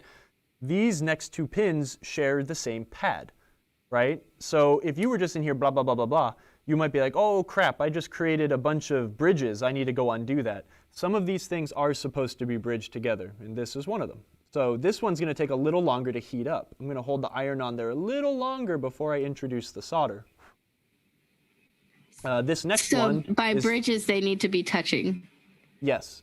I mean, a lot of these are touching on this connector, but a lot of them also do not. The next 5 pins are touching. So we're going to kind of lay down some solder and bring the iron all over, and we're just going to try to heat this pad up so we get a nice, even, nice and even connection there. It looks so professional. You have such good little mountains. I am not professional, but I always try to mimic what a professional looks like. I mean, I guess I am professional. Lots of practice. I guess I used to get paid to do this. Missy Lark said this looks anxiety-inducing. Indeed. No, it's very cathartic. If you're not proficient in soldering, then definitely don't practice on your pinball machines. Practice before you start working on your boards. Practice before, but if you were going to do any sort of soldering as your first time, this is a good project to do it on. These are very simple boards, and they're very difficult to screw up beyond repair. Nice. And yeah, sorry, Bilbo, 750 degrees Fahrenheit Yes. to Celsius is around 400 degrees Celsius, but Tilt Osmo and Indie Pins got you covered on that. Thanks, Yes, guys. thank you. Unfortunately, here in America, we use the standard non-amazing metric and system. Bergen Flipper Spill Club gave us the formula for finding Converting. Celsius to Fahrenheit. Wow. I can do temperature, like normal temperature, very easy. But when you start going above like 40 C, that's when it starts to, it's abstract to me. But I can tell. I just memorize it, but that's cool that, I need to memorize that formula. Another tip, or another pro tip thing, or not pro tip, but a future-proofing thing I like to do, kind of goes back to when I was blabbing on when we started. Let us look at the schematic. Yay. This is something that has stumped me before, and it is now something that I do all the time. So we have 5 pins that carry 5 volts, right? 1, 2, 3, 4, 5. Displays, lamp drivers, MPU, blah, blah, blah. Pin 13, that one's a little goofy, right? It goes A3J3. Well, it's like, well, that's weird. That's the connector we're working on. Wait, it bridges up to pin 25. What the heck? So let's look at the board, right? So here is pin 13. It's one of our 5-volt pins. How does that connect to pin 25? That makes no sense. They're not connected. Yeah. Let's go to the top of the board. We'll look here and we'll see like, oh, wait, okay, that's about pin 13 right there, right? Well, I can see the traces. It's like it's connected to this capacitor here. How does it connect? I need to make sure I do this right. You know what? Actually, let's bust out another driver board that's easier to read. Ugh. Yay, we like examples. It helps a lot. This is a Stern solenoid driver board. I yanked this out of my Meteor. These are superior to the Bally ones just because they're beautiful. And everything is labeled, and it's incredible. And it's intense. They're really amazing. But what we are doing, I want to make sure I'm showing this right. It's kind of easier to see it on this Stern board than the Bally one. So let's just simplify it. We're going to be connecting pins 13, 14, 15, 16, 17 to pin 25 with a jumper wire. We've got those pins here. And what I can see, double checking, those pins attach to this resistor. This resistor is then connected down here to pin 25. And this is what we're going to do, is just run a jumper wire that connects this to this. You might ask, why? Why the heck are we doing that? What Took it the is, words right out of my mouth. as I was explaining earlier, something with single-sided circuit boards is they just tend to crack more. The solder connections, when they are old and ancient, like this pinball machine is, especially at the ends, those ones take more force, right? When you're yanking the plug, you're putting stress on this pin, which is then rotating like this, and it will end up cracking the solder, right? Or alternatively, when you're pulling the pin off or the connector off, it might put stress on this guy, whatever. The ones on the ends, generally, you'll find cracked. It just so happens that pin 25 is that one on the end. What happens, we're going to go back to the schematic now. What happens when we lose pin 25 is you can see here, well, hopefully you can see. Nope, hold on. Hopefully what you can see is that pin 25 carries the 5 volts, right? You've got your output from your regulator here, 5 volts. Test point 1 is 5 volts DC, plus or minus a quarter of a volt. And that carries 5 volts down to your solenoid driver stuff, right? So this goes here onto here. You've got a test point to test for this 5 volts after pin 25, blah, blah, blah. It ends up turning into the 5-volt bus. The 5-volt bus, that is going to run all of the electronics that this board runs on, right? So this CA3081, the 74, 154, all of these chips require 5 volts. All of that is provided from here. If this snaps, the whole game will work, but nothing on this board will actually work. So I have seen that happen multiple times. This takes no time at all, and it is really a good way to future-proof the board. Does that make sense? Is everyone like, wow, this is so boring? It's not boring, it's just complicated. Yes, but that's the thing, is this is a, I guess the work itself is quite easy. It's the rest of it, like understanding why we're doing some of this. It's a little more abstract, but Yeah, the theory side is trust like, me, I've done this a bazillion times, and you just want to do it. Toad Osmo said link from TP1 to TP3. You can also do that. I just also really like, yes, you're correct. Maybe it's easier to do it that way. I just like to hide all my work behind the board. But yes, that is another very easy way to do it, and that's one way you can test, right? Oh man, I remember Kyle blabbing on and hearing about everything working but the solenoid driver board. Take a set of alligator clips and go from TP1, TP3 if everything starts working. Okay, let's fix it. So I've tinned this little red wire. I'm going to connect it very gently to pin 25. And what we're going to do, right, is we do want to create a little bit of a loop. So we make sure that we do not have any sort of ability. If we ran it like nice and straight, we just want to make sure that this can only connect in the 2 places I want it to connect at. So we're going to run a bit of a loop. I'm going to cut it. I'm going to get my strippers out. Nice. Yeah, fuzzy cord circuitry is just connecting the dots with metal. Yeah, it really is. Like I mean, it's just like, when I was a kid, my favorite games were like SimCity and stuff like that. And it's all about just making sure things can get to point A to point B. And when I look at this stuff, I just think about it as a roadmap, right? Yeah. Because again, I'm not an engineer. I just know how to fix things, and I know that things need to get from point A to point B. So we're going to lay this down. I'm going to add just a teeny bit of solder to this. We're going to work kind of quick. Nope, I failed. I don't have enough dexterity. Come on. Oh, cool. Fuzzy cord says jumper wire is an overpass. PCB trace is a surface road. Yep, there you go. Wow. I'm loving these analogies. It's really helping. So now we have pin 25 essentially permanently connected to pins 13, 14, 15, whatever.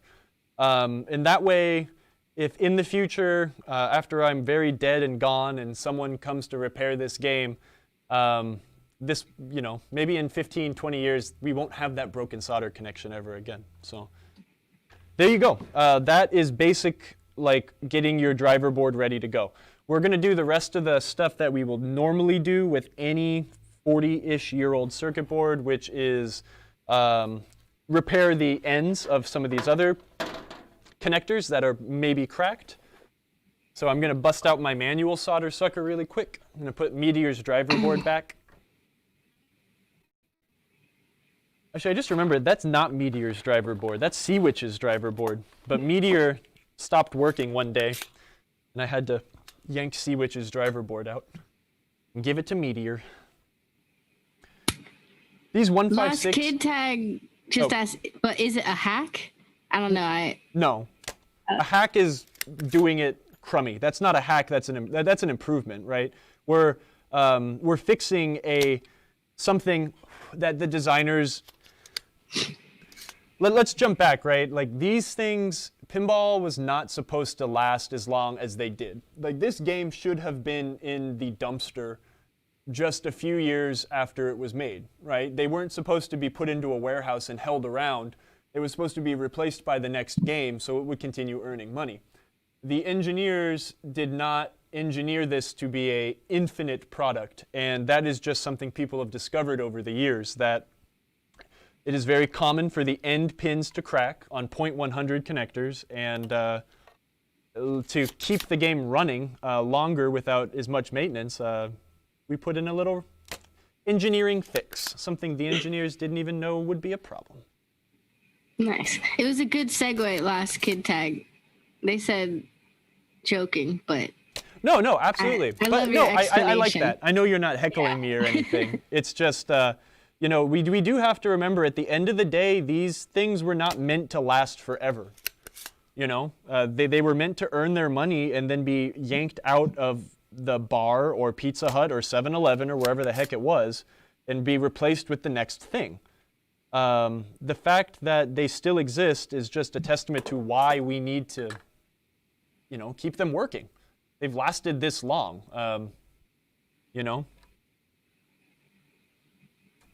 It's they're beautiful. They're wonderful. I am going to add a little bit of flux because this old solder doesn't want to go. But what I'm doing is I'm repairing the little end, the like 2 or 3 pins in, because those are the ones that are most likely to have cracked solder connections. I'm not actually looking to see if they are.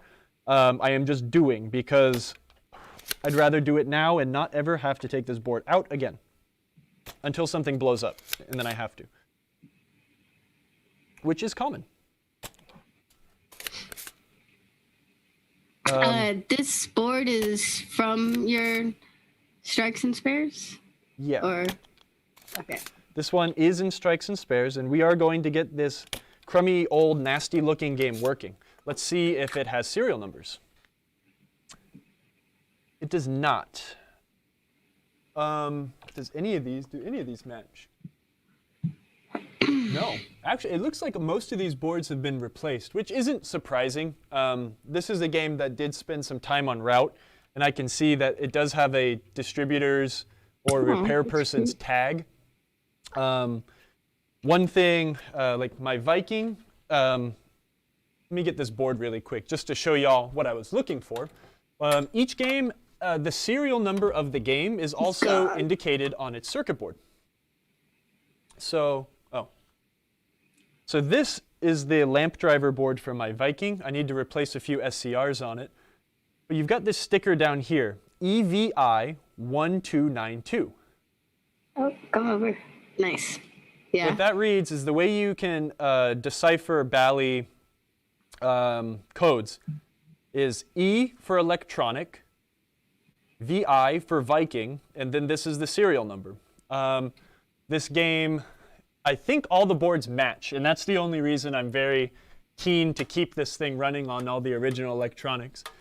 EVI1292. So yes, this is the same lamp driver board that has been in that game since 1979 or 1980 or whatever.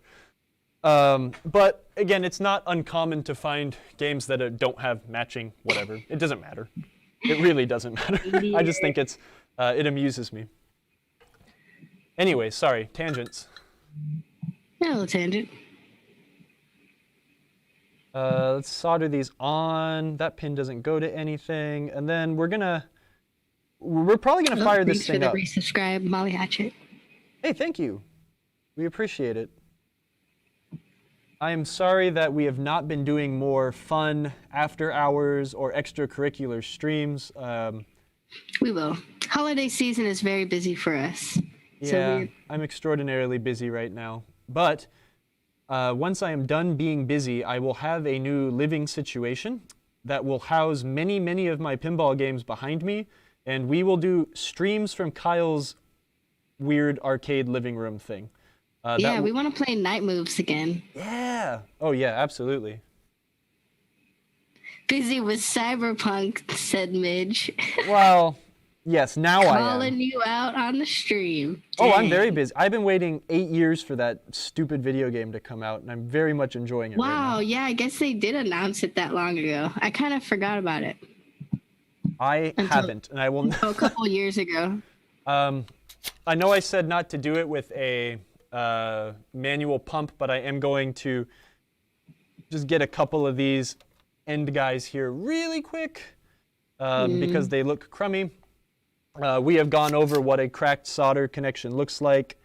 I'm not going to try to get the camera to focus on these guys. But really quick, I'm just going to nail these, and then we're going to plug the game in, and we'll see what's going on. I bought this game, and I have not turned it on since I bought it. And we'll see if it actually works. Yeah, and y'all can see the state of despair of his strikes and spares. If you go to YouTube and check out our archives on youtube.com, Marco Pinball, we did a whole ball swirls test last week where we tried lots of different ways to get the ball swirls out, the most extreme and less extreme ways. I still want to try one more method using alcohol instead of naphtha in Magic Eraser. I mean, the end result's going to be the same. I'm going to remove a bunch of the top coat, but again, the goal wasn't to actually like make the game gorgeous. It was mostly just to see what works and how much will you need to do to make it work. Welcome, Bat Out of Hell by Meatloaf. You're late to class, son. It's okay. He's busy. He says he doesn't own any Bally solid state games yet. They are the best. You're a Gottlieb Good guy. Still good information. Yeah, you're not late. Bally games are my favorite. They're late. my favorite to work on. They're just a treat. So we're gonna get this back in on the standoffs. You know what? We have a rogue wire that is not in its housing. And there's a pin very clearly missing there. Let's actually do a little bit more schematic reading. I see people posting this on the internet all the time, and they're like, oh, my game has a missing wire. Can someone take a picture of their game so they can show me where to put stuff? But if you had your manual, you would not need to have anybody show you any of that. But it's a little bit confusing to read. So let's take a look-see. I'll see if I can find the page. Which camera are we on? Okay, here we go. That's our Shelter Solenoid Mark, driver. hello. Thanks for joining us. Got our display. This is the, oh, that's the rectifier, yeah. We're looking for the wiring diagram, which is here. Okay. Focus. This is arguably the most powerful page you have in your Bally manual. The wiring diagram. This shows you the name of every board, every connector, and what wire is where and what it does. But it does look like it's almost in a different language because there's a lot of code. A1, A2, A3, A4, A5. A1 is the insert. The insert is the old school term for the, the back box panel where all the lights and all of the displays are. A2 is our transformer board, the rectifier board. A3 is the solenoid driver, what we were just working on. A4 is the MPU, and A5 is the lamp driver. So remember, we were working on J3 on the voltage or the solenoid driver board. So there's J3 right here. So what you'll do is just for giggles, right? Let's look at these numbers here. Do those come through at all? Yeah. To the right of the square. So, okay, so actually let's go left to right. Let's use pin number 6 as an example, right? So here we go. The way we read this, voltage regulator, J3, position 6. 9-2. What the heck is 9-2? That's the wire color code, which has a cool little decoder right down here. 9-2 is going to be, the first number is the color of the wire. The second number is the stripe. So 9 is going to be gray. 2 is blue. So position number 6 on J3, on A3, J3, right? A3 being the board. A3, J3, position number 6 is going to be a gray and blue wire. The number to the right of that shows the destination. So that wire at position 6 makes its way to A2, J3, position 5. A2, J3 is the transformer, J3, position 5. So it is a voltage that comes off here and gets fed into that board. But that is how you can kind of use this as a roadmap, okay? So for instance now, we have our J3 up here. There is a random red and yellow wire. Oh, I think I know what's going on here. So let's look at that, right? I'm going to kind of angle this down, and hopefully you can follow along. we're going to be looking for a red and yellow wire on J3. Red, yellow is going to be 1, 3. We're going to go down here and look for a 1, 3. Ah, there it is. Position number 23. Position number 23 goes to A2J3 pin 19. This is a lot of letters and numbers. It's like alphabet soup. Whew. My eyes are crossing. Oh my gosh. Wake up. Drink some coffee. Okay.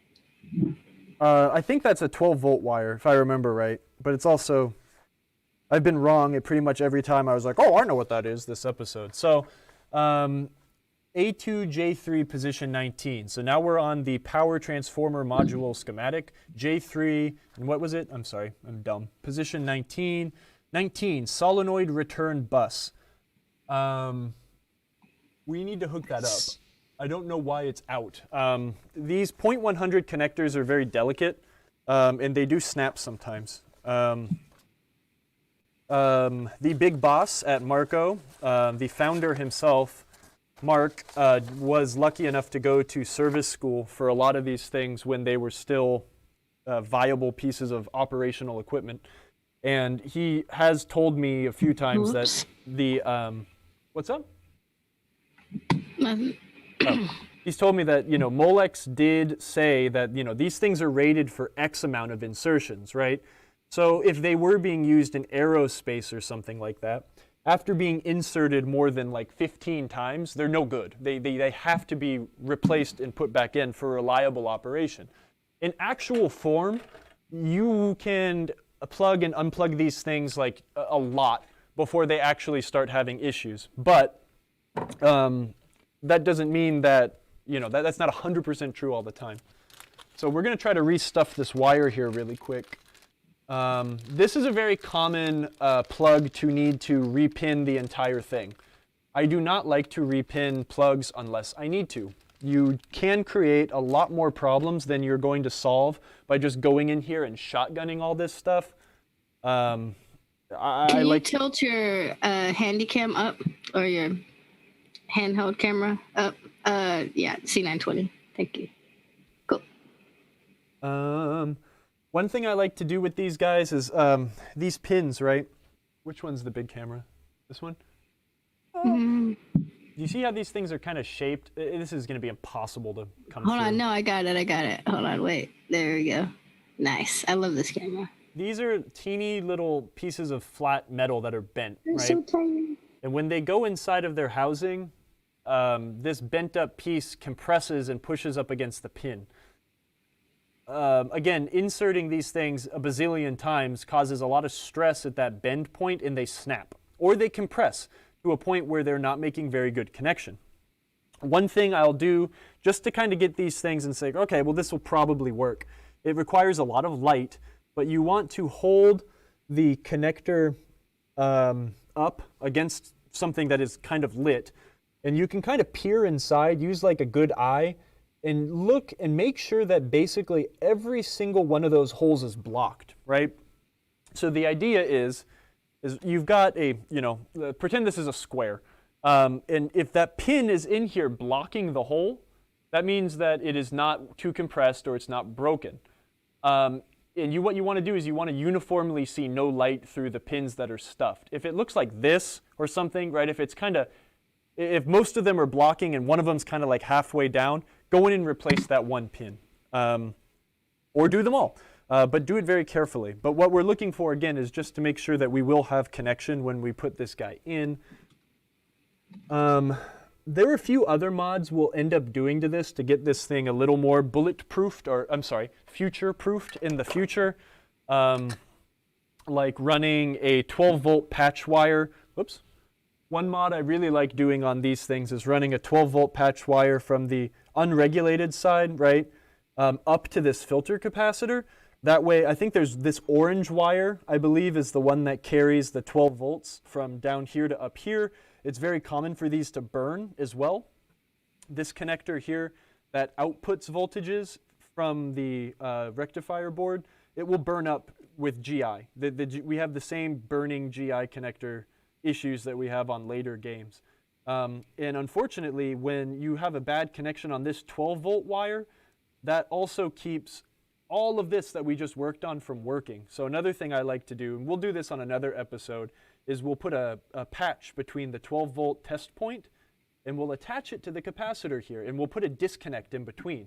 So that means we can remove this board with that patch wire still attached. That's another good way to really guarantee we'll never have a loss of power again. I told you I've done this a lot, so I have a lot to talk about, and I've been wanting to do a Bally game for a very long time. So if you want someone to work on your old Bally game, ship it on down here and we'll do it. We'll That's around class. We have a few questions, Kyle, that I was kind of holding. Oh, I'm sorry. I'm for blabbing a while so much. you were doing that. No, I liked your explanation. Let me see. Is this camera better? Oh, this is kind of nice. This is a good shot. You set up the camera. It's really nice today. Learn from the best. So let's see. We had a fun question from Mr. Valansky again. Hey. He said, when a board does need to be replaced, what glue do you recommend for moving the serial number sticker to the new board? Because that's important. I don't know, man. I mean, I would probably just use like an Elmer's glue stick, but honestly, I haven't ever done that. Every time they fall off, I just kind of put them in a baggie and keep them so I can reattach them at a later time. But I've always thought that an Elmer's glue stick, or maybe using like a spray adhesive on the sticker itself before slapping it back on, would be the best way to do it. For sure. And then Sean Cannon on Facebook, I don't know if you're still here, Sean, was asking, what can we use if the traces disconnect from the board when removing connectors? We kind of covered that earlier on the show, but if you wanted to do another little... Yeah, so what you can use is a thin gauge wire. So it does take a little, it depends on the application. Let's pretend, hold on one second, I'm trying to find... Like, where is he? What I would use a lot of the time, depending on application. But what we would do is you use like a thin gauge wire that you can very gently and carefully route to be able to solder it to those the other sides of the traces and the pads. But I have a product, and I'm going to be so grumpy if I don't have it with me. Oh, yeah, no, it's okay, Sean. We also archive all of our episodes on youtube.com/Marco Pinball. So if you ever feel like you're missing out on some type of pertinent information, definitely check that as well. Where is my Kynar wire? So, oh, wait, here it is. We lost Kyle. He's gone. Check this stuff out. So this is good. This is what I use to repair, what cameras are on? This is what I use to repair like really thin traces on like MPUs that are damaged and stuff. It's called Kynar. It's a 30 gauge wire. And it is I think it's a solid core wire. It is very bendable and formable. And it is extraordinarily delicate. So you can use like your soldering iron to melt away. We didn't cover this earlier. Here, can you turn on a lower cam? Put it on the C920 because I can control that one better. Oh, okay. It's just a super thin gauge wire. The trade name is called Kynar, I think. But this is what I'll use to repair like teeny traces on like logic based components. So like a MPU or something like that I may be repairing from acid damage when the traces are teeny and really close together. That's why I say these are so easy to work on, because the traces are big. But when we're talking like a acid damage Stern White Star MPU, that's a nightmare. And having something small and maneuverable, more maneuverable than like a 22 to 24 gauge wire is invaluable. So that's kind of advanced and that's the stuff. Overpass, right? Yeah, this is a very small overpass, a very small and tight overpass. Nice. So, yeah. Yeah, Sean says he's working on NASCAR boards. Yeah, exactly. That's the kind of stuff you need on those super teeny, complicated boards like that. Oh, I'm a big dummy. I forgot to clip the key. Thankfully, we can also use our wiring diagram here. J3. Pedestrian bridge. Yeah, that's great. Pin 1 not used. Pin 2 key. So I'm going to see if I can kind of gracefully get my cutters in here. I can't. I'm not going to ruin all that good work I just did. Let's take the board out again really quick. And then I'm going to fish the wiring harness out. Let's boot this thing up. We'll do a couple voltage checks. We'll go over like a kind of a really quick, safe way to power up a Bally game, so it can't hurt itself if it feels like it. But I have a feeling this game does work. Kyle, is that gauged wire that you were just showing us, the blue one, on our website? No. Do you have a website reference? That is not something we sell. That is something you can get at kind of specialized like electronics repair kind of places. But that is something we might need to sell. I need to talk with my coworkers and see if they are down with my idea of stocking maybe some more a couple specialized tools. Nice. If you're not going to run two, at least run Great one. question. But put one screw to hold these things down at least. Don't be lazy. Put two. But for now, I'm just going to put one because I am lazy. It's an 832 by maybe a quarter screw. Can you tell us what the name of the wire was again? I'll type it in the chat. Kynar or something. Again, that's like the trade name. So I'm sure that on Amazon or wherever you're going to get stuff, it might be called circuit board trace patch wire blue or something. Cool. You guys got it? Awesome. It's good to have when you do inevitably make a mistake or you do find something that needs to be repaired. That's a good way to do it. So you're Okay, so pulling we out have all these wires. Two harnesses here. Strikes and spares. So generally you have like one of your harnesses is for solenoids, and the other one is for like switches and lamps. What we're gonna do though is I feel confident that this game doesn't need to be hooked up all scary because this game isn't in that bad of shape. The actual game is in terrible shape, but the electronics are quite nice for being such a crappy game. Can you give me another shot on the C920 tilting up? So generally, like if we were unsure, or and we were afraid that maybe the MPU would lock up, or we weren't 100% sure about the state of the electronics, what we would want to do is we'd want to take away the ability for the game to kill itself. By killing itself, that means we would want to remove outputs. We wouldn't want to have a solenoid lock on because you couldn't hear it turn on or something of the sort.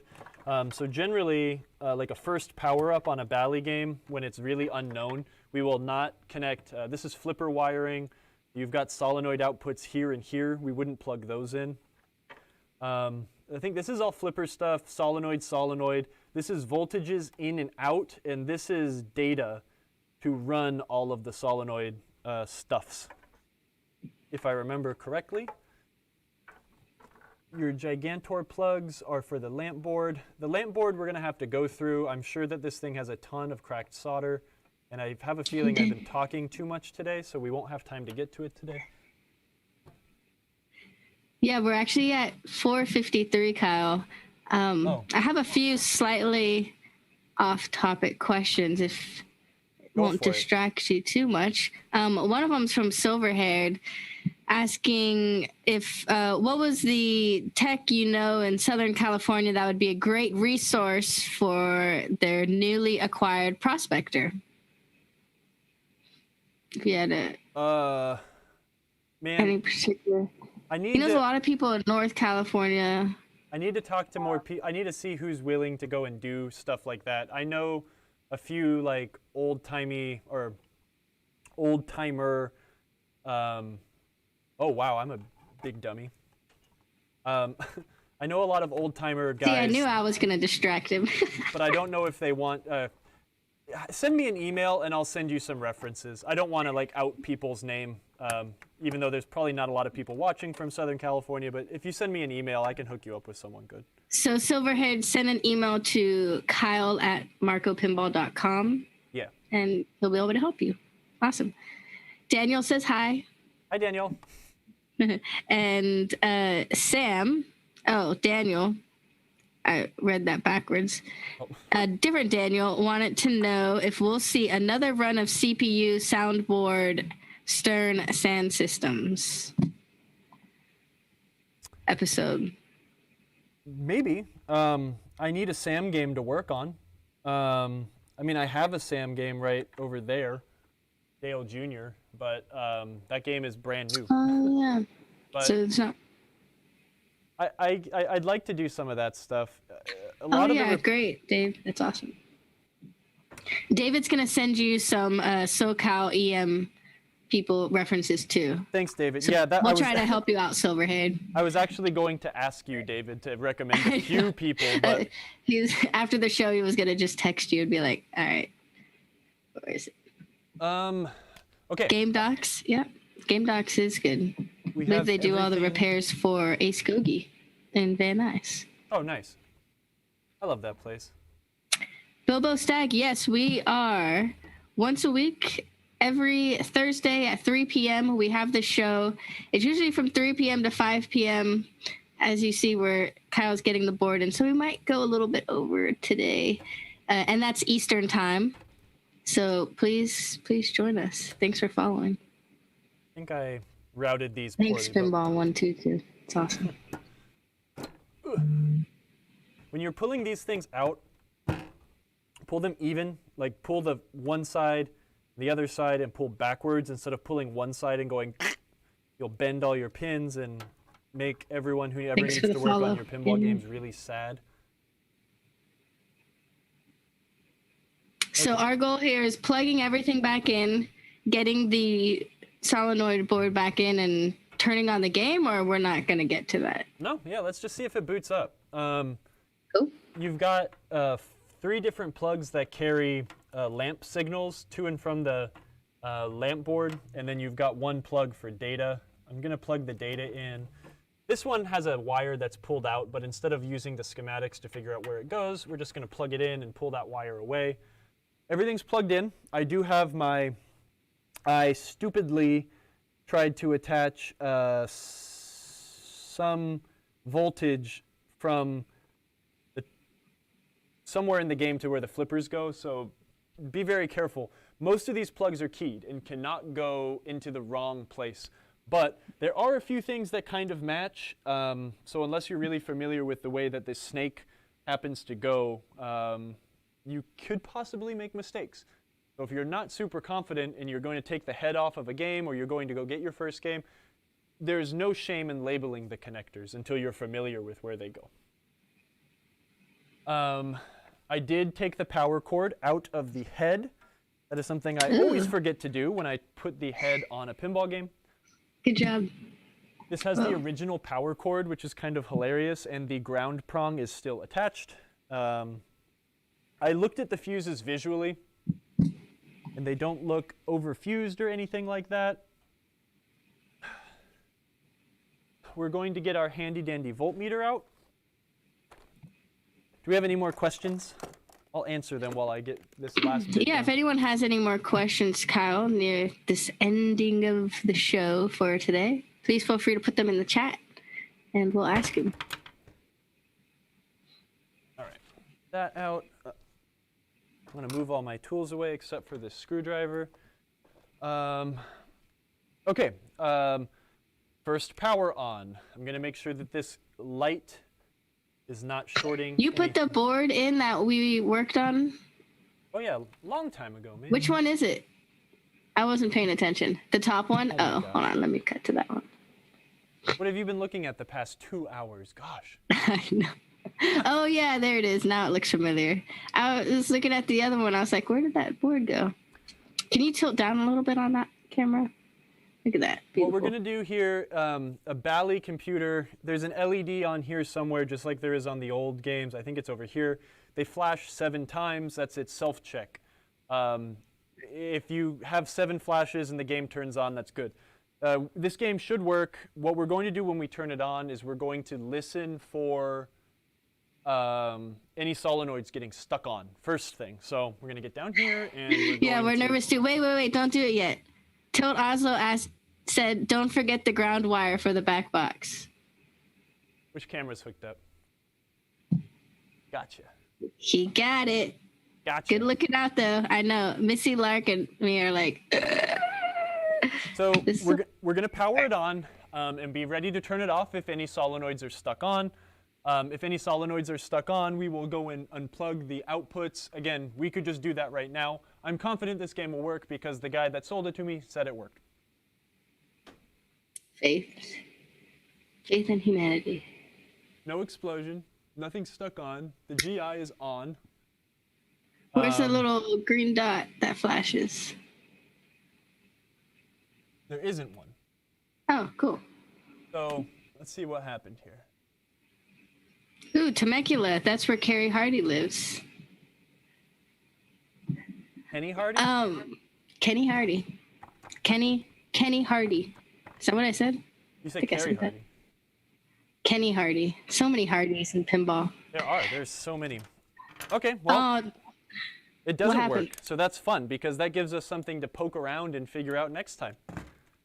Oh, the money shot.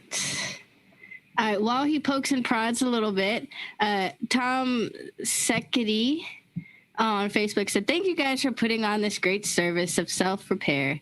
Great resource to learn from. I made sure to vote for you guys for a Twippy. Oh no. Thank you for voting for us. But also, yeah, there's so many great streamers and content creators for pinball. So everyone, today is the last day for pre-voting, which means you can fill in whoever you want to win in the separate categories. So if you go to thisweekinpinball.com, you can find the pre-voting ballot, and make sure you fill that out. And then the committee will put all those together, calculate who has the most write-ins, and then it'll become the drop-down menu for the official ballot that'll come out sometime this month. So make sure you vote on your favorite podcasts, your favorite games, your favorite articles. What else? I keep trying to get them to do favorite pinball dogs, but it hasn't gone through yet. Are you on the committee, Emoto? One day. I am an honorary committee member now because I help them with the virtual video broadcasting. Ooh, so you've got like insight. Earlier this year, I have some insight, yeah.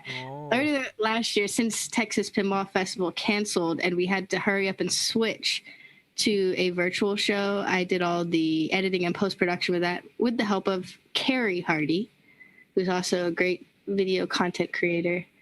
And it looks like this year we'll be doing another virtual show as well, such as the times. So we'll get that in March. Hey, that's cool. We love honoring everyone that works so hard in pinball, from industry to passion projectors. I need to work on my terminology. Yeah, you know. Yep, we've got a problem, and that's going to be really fun to figure out.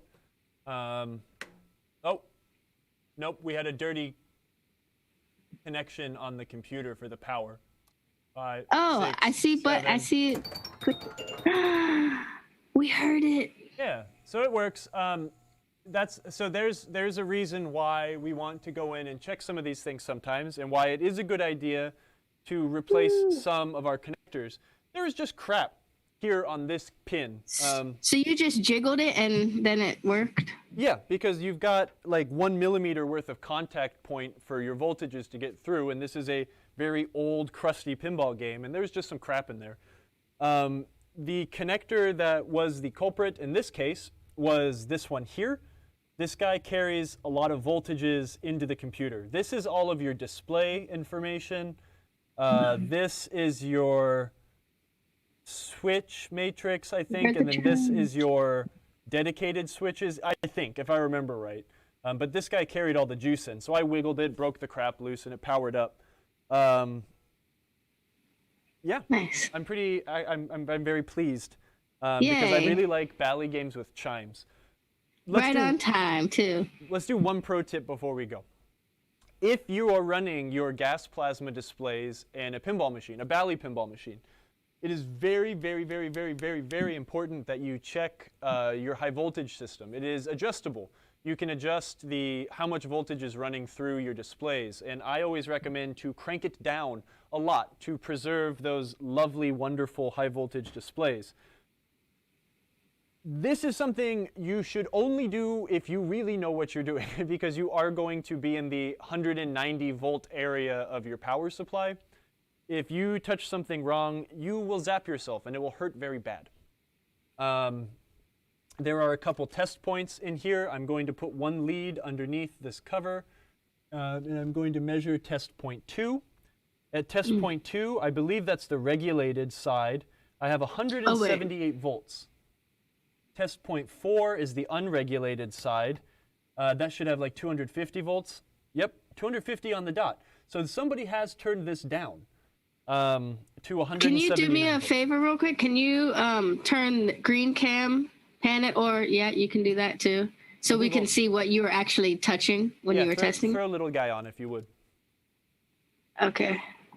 Let's just do this because this is actually a. We'll go over this again when we get to the like, hey, your Bally game kind of works now. Let's like get it set up so it'll live in your arcade or your bar, wherever the heck. Thanks for subscribing, Silverhead. Much appreciated. So again, remember, this is your high voltage section. There are 2 test points that are probably very difficult to see because this is cloudy, but you have test point 4 and test point 2. And then you have this pot up here. This pot will allow you, a pot is a potentiometer, which is a variable resistor basically. You can turn it one way and there'll be more resistance, the other way, less resistance, which allows us to dial the 190 volts down to be a little chiller. Test point 2 is our regulated side. So that is measuring the voltage after the pot. Test point 4, the one closer to the pot, is the one that just measures straight high voltage. So yeah, the way you would adjust the pot is using a screwdriver, sticking it through this hole, and then turning it left or right. I brought all of the stuff to do a high voltage rebuild just in case. The way you can tell if your high voltage needs a rebuild is whether it's either the displays aren't going to be working at all, so you have to first check for voltage. The other thing is there could be components in the circuit that are bad if you cannot get that pot to adjust the voltages. So if you put your thing on test point 4 and you're sitting there, or test point 2, and you're like, I'm turning the pot like Kyle said and nothing's happening, he's wrong. You could have other errors in your circuit that need to be repaired before that pot will do anything. But yeah, we've got working. Actually, we've got some really nice Bally displays. We do have some digits out and some flickering, but that's likely cracked solder. What camera are we on? Can you put the handheld guy back up on the big screen? Really quick before we go. I know, I'm sorry, it's 5 o'clock. I'm just very excited about Bally. Flashing, flickering display like that is a very common, probably have a bunch of cracked solder. Look, I'm wiggling the connector and see how it cleared up? Yeah, nice. So if I let it go, it'll probably start flickering again. I believe player 1 is missing a digit. Missing a digit can also very commonly be cracked solder. It is. We've got 4 gorgeous displays on this machine, and that makes me very happy. Yeah, even though this thing has a roached playfield, everything keeps adding up more and more to make me say, like, maybe we should make this game really nice. Spend a little time on it? Cool. Yeah. It's nice. Anyways, I think we all like to do that. Thank you, a few everybody. questions, Kyle, before we let you go to your run that you must do. Go get my beer and then go pretend like Oslo said flickering is the HV cap. No, flickering generally is a cracked solder connection on the back. If the HV cap is going bad, you will have no displays generally. Yeah, I'm crying. I know. I need to take a nap after this. My sinuses are flaring up. So a few questions. Daniel, the A-I-O-U-O, the all vowels Daniel on Twitch had a question. I picked up a BMX pinball. Oh, Should I cool. powder coat it or leave it alone restored? Just curious on your personal opinion. Oh, well. My Kyle, you personal can opinion. give your spiel. Yeah, no, He's my no personal fun. opinion, He's no especially fun. on BMX, leave that thing alone. That is a very, very, It's a very. purist. I'm a huge purist, but also that game is very uncommon. But it's also yours. It's a fun game. So if you really want to make your BMX have some super rad powder-coated side rails and stuff, I mean, go for it. But I'm a purist, especially on those really uncommon games like BMX. Since I have never been able to find a BMX to buy, I have the cheap version, hard body. Same game, almost. I love hard body. Me too. Cool game though. That's awesome, man. Turn25 says, do you know why the SDB controls the squawk and talk boards? Yes. It doesn't control it, but there are signals left over from back in the day. You know, the first couple of Bally games all had chimes.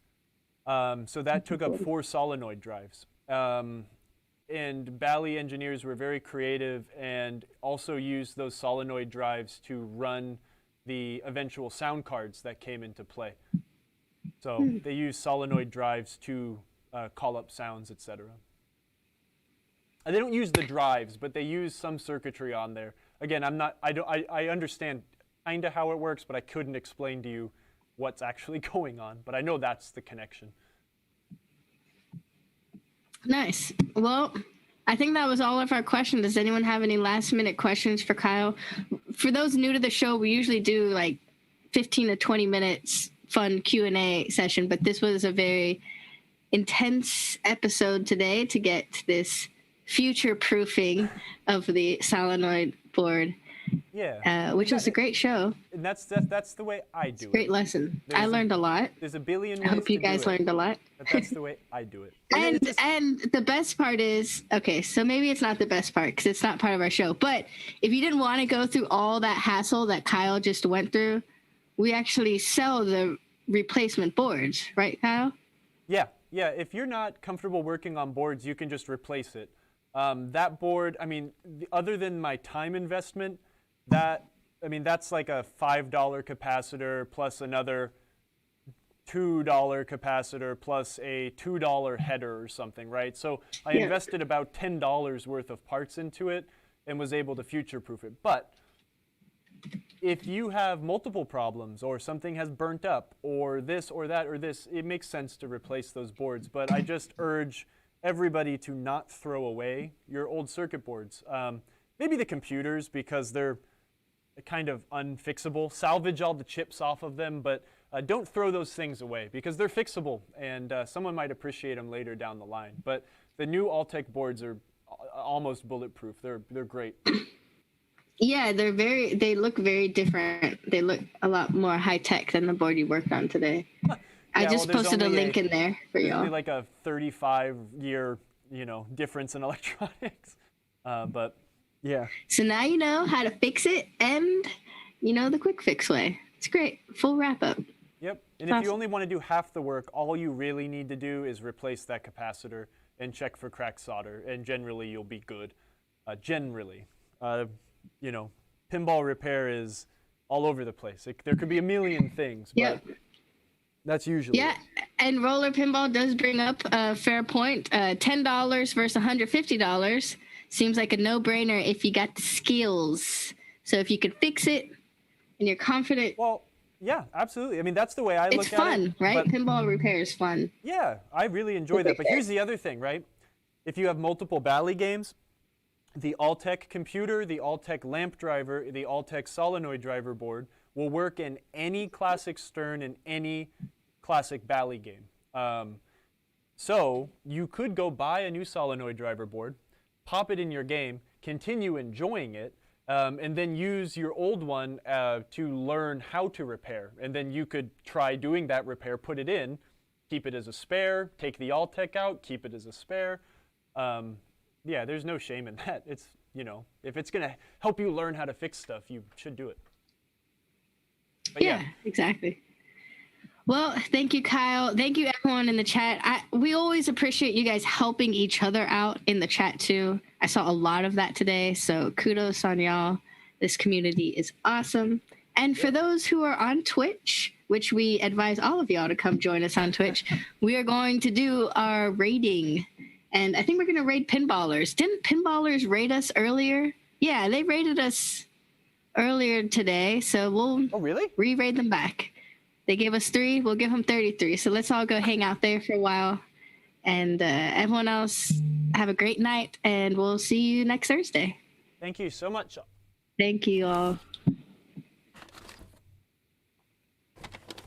I'll play my splash screen. One of the things that I believe strongly There's Gordon is that it's Hassey.